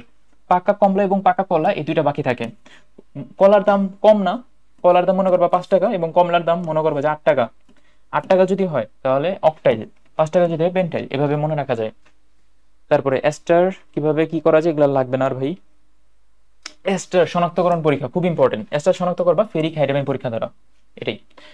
তারপর এস্টার শনাক্তকরণের সময় ফেরিক হাইড্রামিন পরীক্ষা না, হ্যাঁ হ্যাঁ ঠিক আছে, ফেরিক হাইড্রামিন পরীক্ষা লালচে বাদামি মনে একটা পদক্ষেপ পরে পরে আরেকটা স্টেপস আছে, ওগুলো আমাদের এত কিছু লাগবে না। তারপর গ্লিসারিন, গ্লিসারিনের ক্ষেত্রে গ্লিসারিনের সংকেতটা তুমি একটু কষ্ট করে পড়বা ভাইয়া, এখানে গ্লিসারিনের সংকেত এটা আচ্ছা এমসিকিউটা তো আসে নাই। আচ্ছা, গ্লিসারিনের সংকেতটা পড়বা, এখান থেকে মাথায় রাখবা গ্লিসারিনের সংকেত হচ্ছে 3টা হাইড্রক্সিল গ্রুপ থাকবে এবং নাইট্রোগ্লিসারিনের সংকেত হবে এখানে হাইড্রোজেন 3টা বাদ যাবে, বাদ যায় নাইট্রো গ্রুপ অ্যাড হবে, ওইটা হবে নাইট্রোগ্লিসারিনের সংকেত। এটা আমরা স্পেন্ট লাইয়ের মধ্যে 3 থেকে 5% গ্লিসারিন থাকে, এই এমসিকিউটা মাথায় রেখো। তারপর তারপর এখান থেকে মাথায় রাখতে হবে গ্লিসারিন কিভাবে শনাক্ত করবা, খুব ইম্পর্টেন্ট বিক্রিয়া। গ্লিসারিন শনাক্ত করার জন্য তোমার প্রথমে তো গ্লিসারিন লাগবে, সরি এটা না, এটা প্রথমে তো গ্লিসারিন লাগবে শনাক্ত করার জন্য। দিলাম গ্লিসারিন, পটাশিয়াম বাইসালফেট বা পটাশিয়াম হাইড্রোজেন সালফেট দিলা, দেওয়ার পরে তোমার তৈরি হবে অ্যাক্রোলিন, এবং অ্যাক্রোলিনের সংখ্যাটা খুব ইম্পর্টেন্ট, CH2 ডাবল বন্ড মাঝখানে আছে, ডাবল বন্ড তারপরে CHO, অ্যাক্রোলিনের সংকেতের মধ্যে CHO আছে। সো এটা সিম্পলি তুমি এভাবে মনে রাখা যায়। তাহলে গ্লিসারিন কিভাবে শনাক্ত করা যায়, অ্যাক্রোলিন টেস্ট করে, কি দ্বারা, পটাশিয়াম বাইসালফেট দ্বারা। তোমার বিক্রিয়া পুরোটা মুখস্থ করা দরকার নাই, জাস্ট সিম্পল ভাষায় মনে রাখবা আমার বিক্রিয়ক কি, প্রোডাক্ট কি এবং মাঝখানে লাগেটা কি, 3টা কথা মাথায় রাখলে কিন্তু প্রত্যেকটা বিক্রিয়া হয়ে যায়। আর সব বিক্রিয়া তো পড়া লাগে না, আমি যেগুলা যেগুলা বলতেছি এটা তোমার একদিনের পড়া, তুমি যদি আগে পড়ে থাকো আর আগে না না পড়ে থাকো তাহলে 2 দিনের পড়া। 2 দিনের পড়া কেমনে, একদিনে পুরোটা শেষ করবা, পরের দিনে আবার আরেকবার শেষ করবা, 2বার রিভিশন দিবা, বইয়ের এমসিকিউগুলো আরেকদিন রিভিশন দিবা, শেষ। ফেনল, ফেনলের মধ্যে ডেটলের সঙ্গে একটু শিখতে হবে।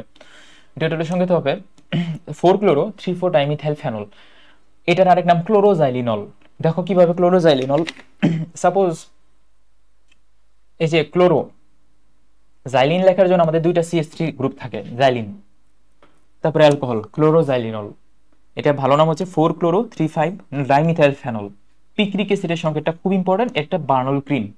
পিক্রিক অ্যাসিডে একটা হাইড্রোক্সিল গ্রুপ থাকবে, নাইট্রো গ্রুপ থাকবে, 3টা পিক্রিক অ্যাসিডের সংকেতটাও খুব ইম্পর্টেন্ট। পিক্রিক অ্যাসিড ব্যবহার করা হয় যদি কোথাও পুড়ে যায় সেখানে। আচ্ছা, ডিসইনফেক্টেন্ট এবং অ্যান্টিসেপটিক এই দুইটার মধ্যে ডিফারেন্স কি? ডিসইনফেক্টেন্ট ইউজ করা হয় হচ্ছে তোমার যে কোনো নর্মাল জায়গায়, ধরেন আমি ফ্লোর ইউজ করবো একটা জিনিস, তাহলে ওটা হবে ডিসইনফেক্টেন্ট। আর অ্যান্টিসেপটিক আমার হাতে কাটে গেলে বা একটা সজীব কোষে যদি কেটে যায় তাহলে ব্যবহার করা হয় অ্যান্টিসেপটিক, এই দুইটা ডিফারেন্স। এখান থেকে আর ওইভাবে কোনো আহামরি কিছু নাই। চিকিৎসা বিজ্ঞানে ডিসইনফেক্টেন্ট, আচ্ছা আচ্ছা দেহকোষের পচন রোধ করে এবং জীবাণুকে মেরে ফেলে, তাদের বলা অ্যান্টিসেপটিক। আর নর্মালি যদি পরিবেশে, তাহলে সেটা হবে নর্মাল পরিবেশ বা রাসায়নিক পদার্থ পরিবেশকে জীবাণুমুক্ত রাখে, সেটা হবে ডিসইনফেক্টেন্ট। এটা মাথায় রাখলেই হবে। তারপরে কিউমিন পদ্ধতিতে ফেনল তৈরি, সরি কিউমিন পদ্ধতিতে ফেনল তৈরি, ফেনল না নাকি, হ্যাঁ হ্যাঁ বেনজিন থেকে ফেনল তৈরি করা যায়, এটা সর্বা আধুনিক পদ্ধতি। তারপর ডাও পদ্ধতিতে বেনজিন থেকে ফেনল তৈরি করা যায়, খালি কই থেকে কি তৈরি করা যায় এটাই, আর কিছু না। তারপর তারপর মাথায় রাখবা অ্যানিলিন থেকে ফেনল কিভাবে বানানো যায়, এটা লাগবে না, এটা লাগবে না, এগুলো কিছু লাগবে না। ব্রোমিন আচ্ছা ফেনল কিভাবে শনাক্ত করবা, ফেনল শনাক্ত করার 3টা ওয়ে আছে। একটা ওয়ে হচ্ছে ব্রোমিন দ্রবণ পরীক্ষা সহ। ফেনলের সাথে তুমি যদি ব্রোমিন দাও তাহলে ব্রোমিনে একটা লাল বর্ণের বেগুনি বেগুনি বর্ণ, সরি বেগুনি না, লাল বর্ণ তৈরি হবে না, সরি সরি সরি সরি হলদে সাদা বর্ণ তৈরি হবে, হলদে সাদা বর্ণ তৈরি হবে এখানে। আর যদি তুমি ফেরিক ক্লোরাইড দাও তাহলে তৈরি হবে জটিল বর্ণের একটা বেগুনি বর্ণের কালারের একটা যৌগ। আরেকটা বিক্রিয়া আছে লিপারম্যান টেস্ট। লিপারম্যান টেস্ট কেন করা হয় এবং কোথায় করা হয়? লিপারম্যান টেস্ট ফেনল শনাক্তকরণে করা হয়, শেষ। এবং এখানে ইন্ডোফেনল তৈরি হয়, ইন্ডোফেনলের কালার কি, লাল কালার। এই 2-3টা কথা মাথায় রাখবা, ইন্ডোফেনল কালার লাল। তারপর নাইট্রোগ্লিসারিন এবং টিএনটি। নাইট্রোগ্লিসারিনের সংকেতটা আমি বললাম, 3টা নাইট্রো গ্রুপ দিবা গ্লিসারিনের সাথে, নাইট্রোগ্লিসারিন, এবং টিএনটি সংকেত হবে টাইনাইট্রোটোলুইন। সো এটা কি, ট্রাইনাইট্রোটোলিন না, হ্যাঁ এই যে টোলিনের জন্য একটা CH3 গ্রুপ আছে, এবং ট্রাইনাইট্রো, একটা নাইট্রো, দুইটা নাইট্রো, তিনটা নাইট্রো, ট্রাইনাইট্রোটোলিন শেষ। তারপর ফেনস শনাক্তকরণে কি ব্যবহার করা হয়, এই যে একটু কমেন্টে জানাও যারা ক্লাস দেখতেছো, ফেনস শনাক্তকরণে কি ব্যবহার করা হয়। একটু আগে পরে আসলাম। আচ্ছা, নাইট্রোগ্লিসারিন, নাইট্রোগ্লিসারিনের ব্যবহার কি আর টিএনটির ব্যবহার কি, এই দুইটা ব্যবহার তোমার বইয়ের এমসিকিউতে আছে এবং দুইটা ব্যবহার আসে পরীক্ষায়। আমি মনে রাখার টেকনিক বলতেছি। নাইট্রোগ্লিসারিনের টেকনিক হবে ডিনামাইট দিয়ে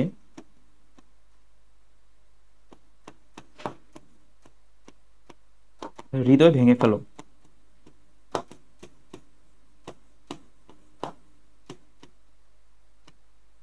এটা হবে তোমার নাইট্রোগ্লিসারিনের সংকেত। হ্যাঁ, নাইট্রোগ্লিসারিনের সংকেতের মধ্যে ডিনামাইট আসবে। ডিনামাইট দিয়ে কি করা হয় নাইট্রোগ্লিসারিনের সংকেত। আচ্ছা, হৃদয় দিয়ে আসবে, হৃদয় মানে হার্টের যত রোগ আছে, এবং ভেঙে ফেলা তো ভেঙে ফেলাই। ডিনামাইটের কাজ ভেঙে ফেলা, ওই ইন্ডিকেট করতেছে ভেঙে ফেলা। হার্ট ডিজিজে যা যা ইউজ করবো, মানে ধরে নাও তোমাকে বলছে যে একটা মানুষের অ্যানজাইনা বা হার্ট অ্যাটাক, তাকে কি দিব, নাইট্রোগ্লিসারিন নাকি ট্রাইনাইট্রোটোলিন। ট্রাইনাইট্রোটোলিন দিলে তো সে ব্রাস্ট হয়ে পড়ে যাবে, তাকে দেবো নাইট্রোগ্লিসারিন। ডিনামাইট তৈরিতে ইউজ করা হয় নাইট্রোগ্লিসারিন।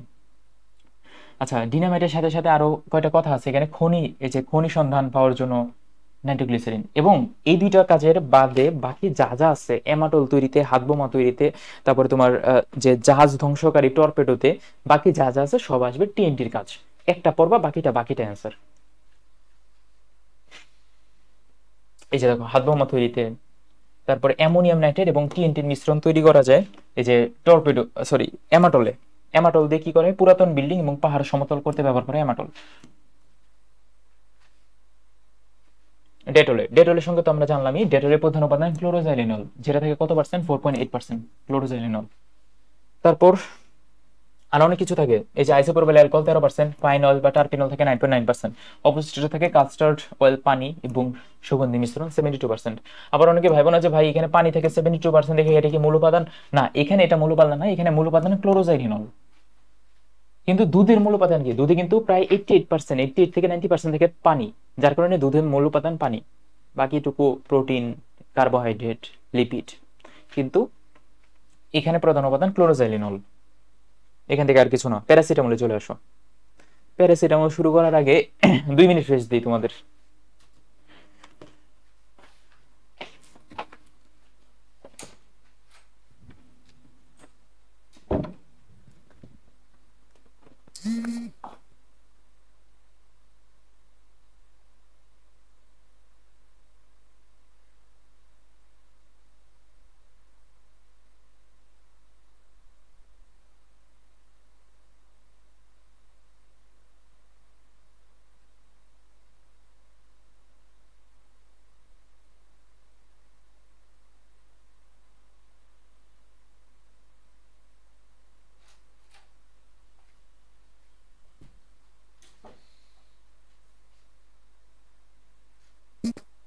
কথা কি শোনা যায়? 2 মিনিট রেস্ট তো শেষ হয় নাই, 2 মিনিট শেষ হোক তারপর আসি।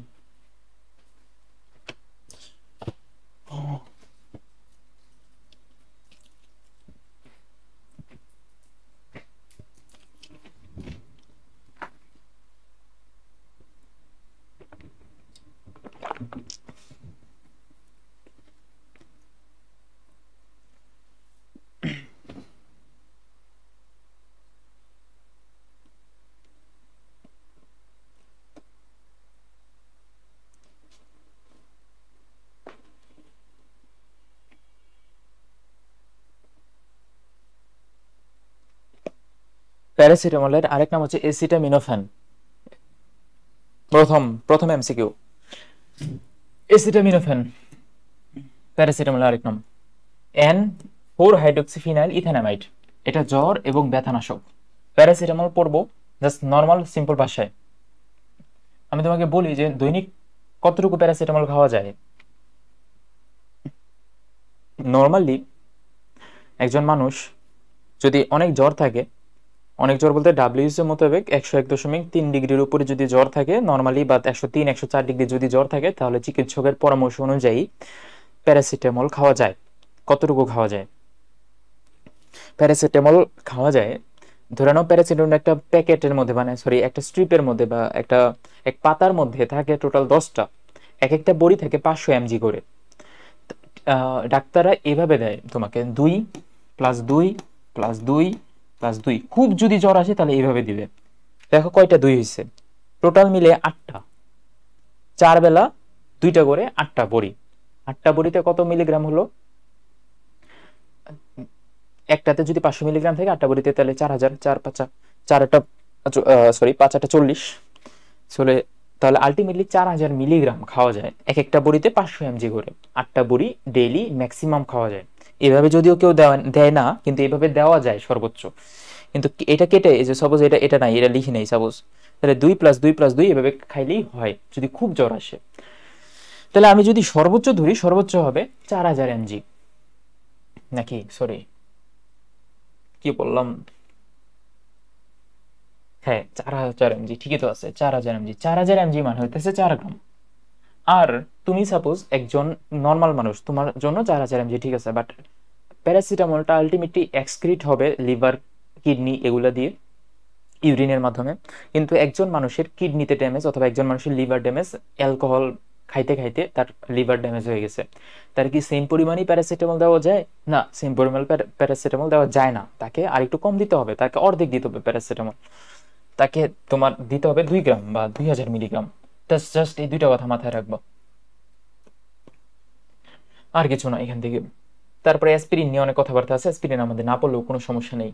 তারপরে এখানে পলিমারকরণের নিয়ে অনেক কথাবার্তা আছে। পলিমারকরণ নর্মাল ইথিন থেকে পলিথিন বানানোর উপায় হচ্ছে উচ্চতাপ এবং প্রভাবক দিতে হয়। এখান থেকে বিস্তারিত পড়ার আমাদের কিছু নাই। ট্যাফলনটা পড়বা। ট্যাফলনের মূল উপাদান কি, মানে ট্যাফলনের মূল উপাদান বলতে ট্যাফলনের কাজ কি, ট্যাফলনের সংকেতটা পড়তে হবে। পলিটেটাফ্লোরোইথিন, এই যে ট্যাফলন CF2 ফ্লোরিন থাকে। আর ট্যাফলনের কাজ হচ্ছে জাহাজের রজ্জু, ভালভ এবং রান্নার ক্ষেত্রে কোটিং দেওয়া হয়, এই যে এরকম নন স্টিকি কোটিং এ ব্যবহার করা হয় ট্যাফলন। মনে রাখার একটা টেকনিক হচ্ছে জাহাজে রান্না ভালো, তো জাহাজ দিয়ে জাহাজের রজ্জু, রান্না দিয়ে রান্নার কোটিং এবং ভালোতে ভালভ, এই যে ভালভ। ঘনীভবন পলিমারকরণের মধ্যে মনে রাখতে হবে ডেক্রন এবং নাইলন, এই দুটো ঘনীভবন পলিমার। ডেক্রন নাইলনের প্রথমে প্রোডাক্ট প্রোডাক্ট কি, উৎপাদ কি, দুইটা পারলে পড়ো, না পারলে দরকার নাই। এডিপিক অ্যাসিড যে লাগে নাইলন তৈরিতে একটু মাথায় রেখো, এবং হেক্সামিথিলিন ডায়ামিন লাগে, এটা আমরা 19-এ পড়ে আসছি, এখান থেকে কিছু লাগবে না। কিছু সংকেত দেওয়া আছে এখানে, যেমন ডিডিটি সংকেত, ক্লোরোজাইলিনলের সংকেত, তারপরে মানে গ্যামাক্সিনের সংকেত, না এটা নাকি, হ্যাঁ গ্যামাক্সিনের সংকেত। এই কয়টা সংকেতের মধ্যে পারলে একটু দেখো, না পারলে দরকার নেই, সরাসরি চলে যাবো বইয়ের এমসিকিউতে। বইয়ের এমসিকিউ আমি কয়টা তুলে দিছি, এই কয়টা বইয়ের এমসিকিউ দেখানোই আছে, আশা করি সবগুলোই পারবা। বইয়ের এমসিকিউ নিয়ে কথাবার্তা বলছি, যেমন বেঞ্জিনে কার্বন কার্বন মধ্যবর্তী দূরত্ব কত, এগুলো সবকিছু নিয়ে আলোচনা করছে আজকে। তাছাড়া তোমার যদি বইয়ের এমসিকিউ রিলেটেড ক্লাসও লাগে, বইয়ের এমসিকিউ রিলেটেড ক্লাসও আছে, যেটাকে বলে ব্রেকডাউন ফিজিক্স কেমিস্ট্রি ক্লাসের যে প্লে লিস্টটি আছে, প্লে লিস্টের মধ্যে বইয়ের সবগুলো এমসিকিউ দাগাই দেওয়া আছে। আপাতত ক্লাসে, আজকের ক্লাসে বইয়ের ভিতরে যতটুকু বললাম অতটুকু তুমি পড়ো, বারবার পড়ো, একবার পড়ে তো হবে না, বারবার পড়তে হবে, পরে আলটিমেটলি একটা ভালো একটা প্রিপারেশন নেওয়া সম্ভব। আজকে এ পর্যন্তই রাখি, কারো কোনো প্রবলেম থাকলে আমাকে কমেন্ট বক্স অথবা আমাদের টেলিগ্রাম গ্রুপে জানাতে পারো। ধন্যবাদ সবাইকে।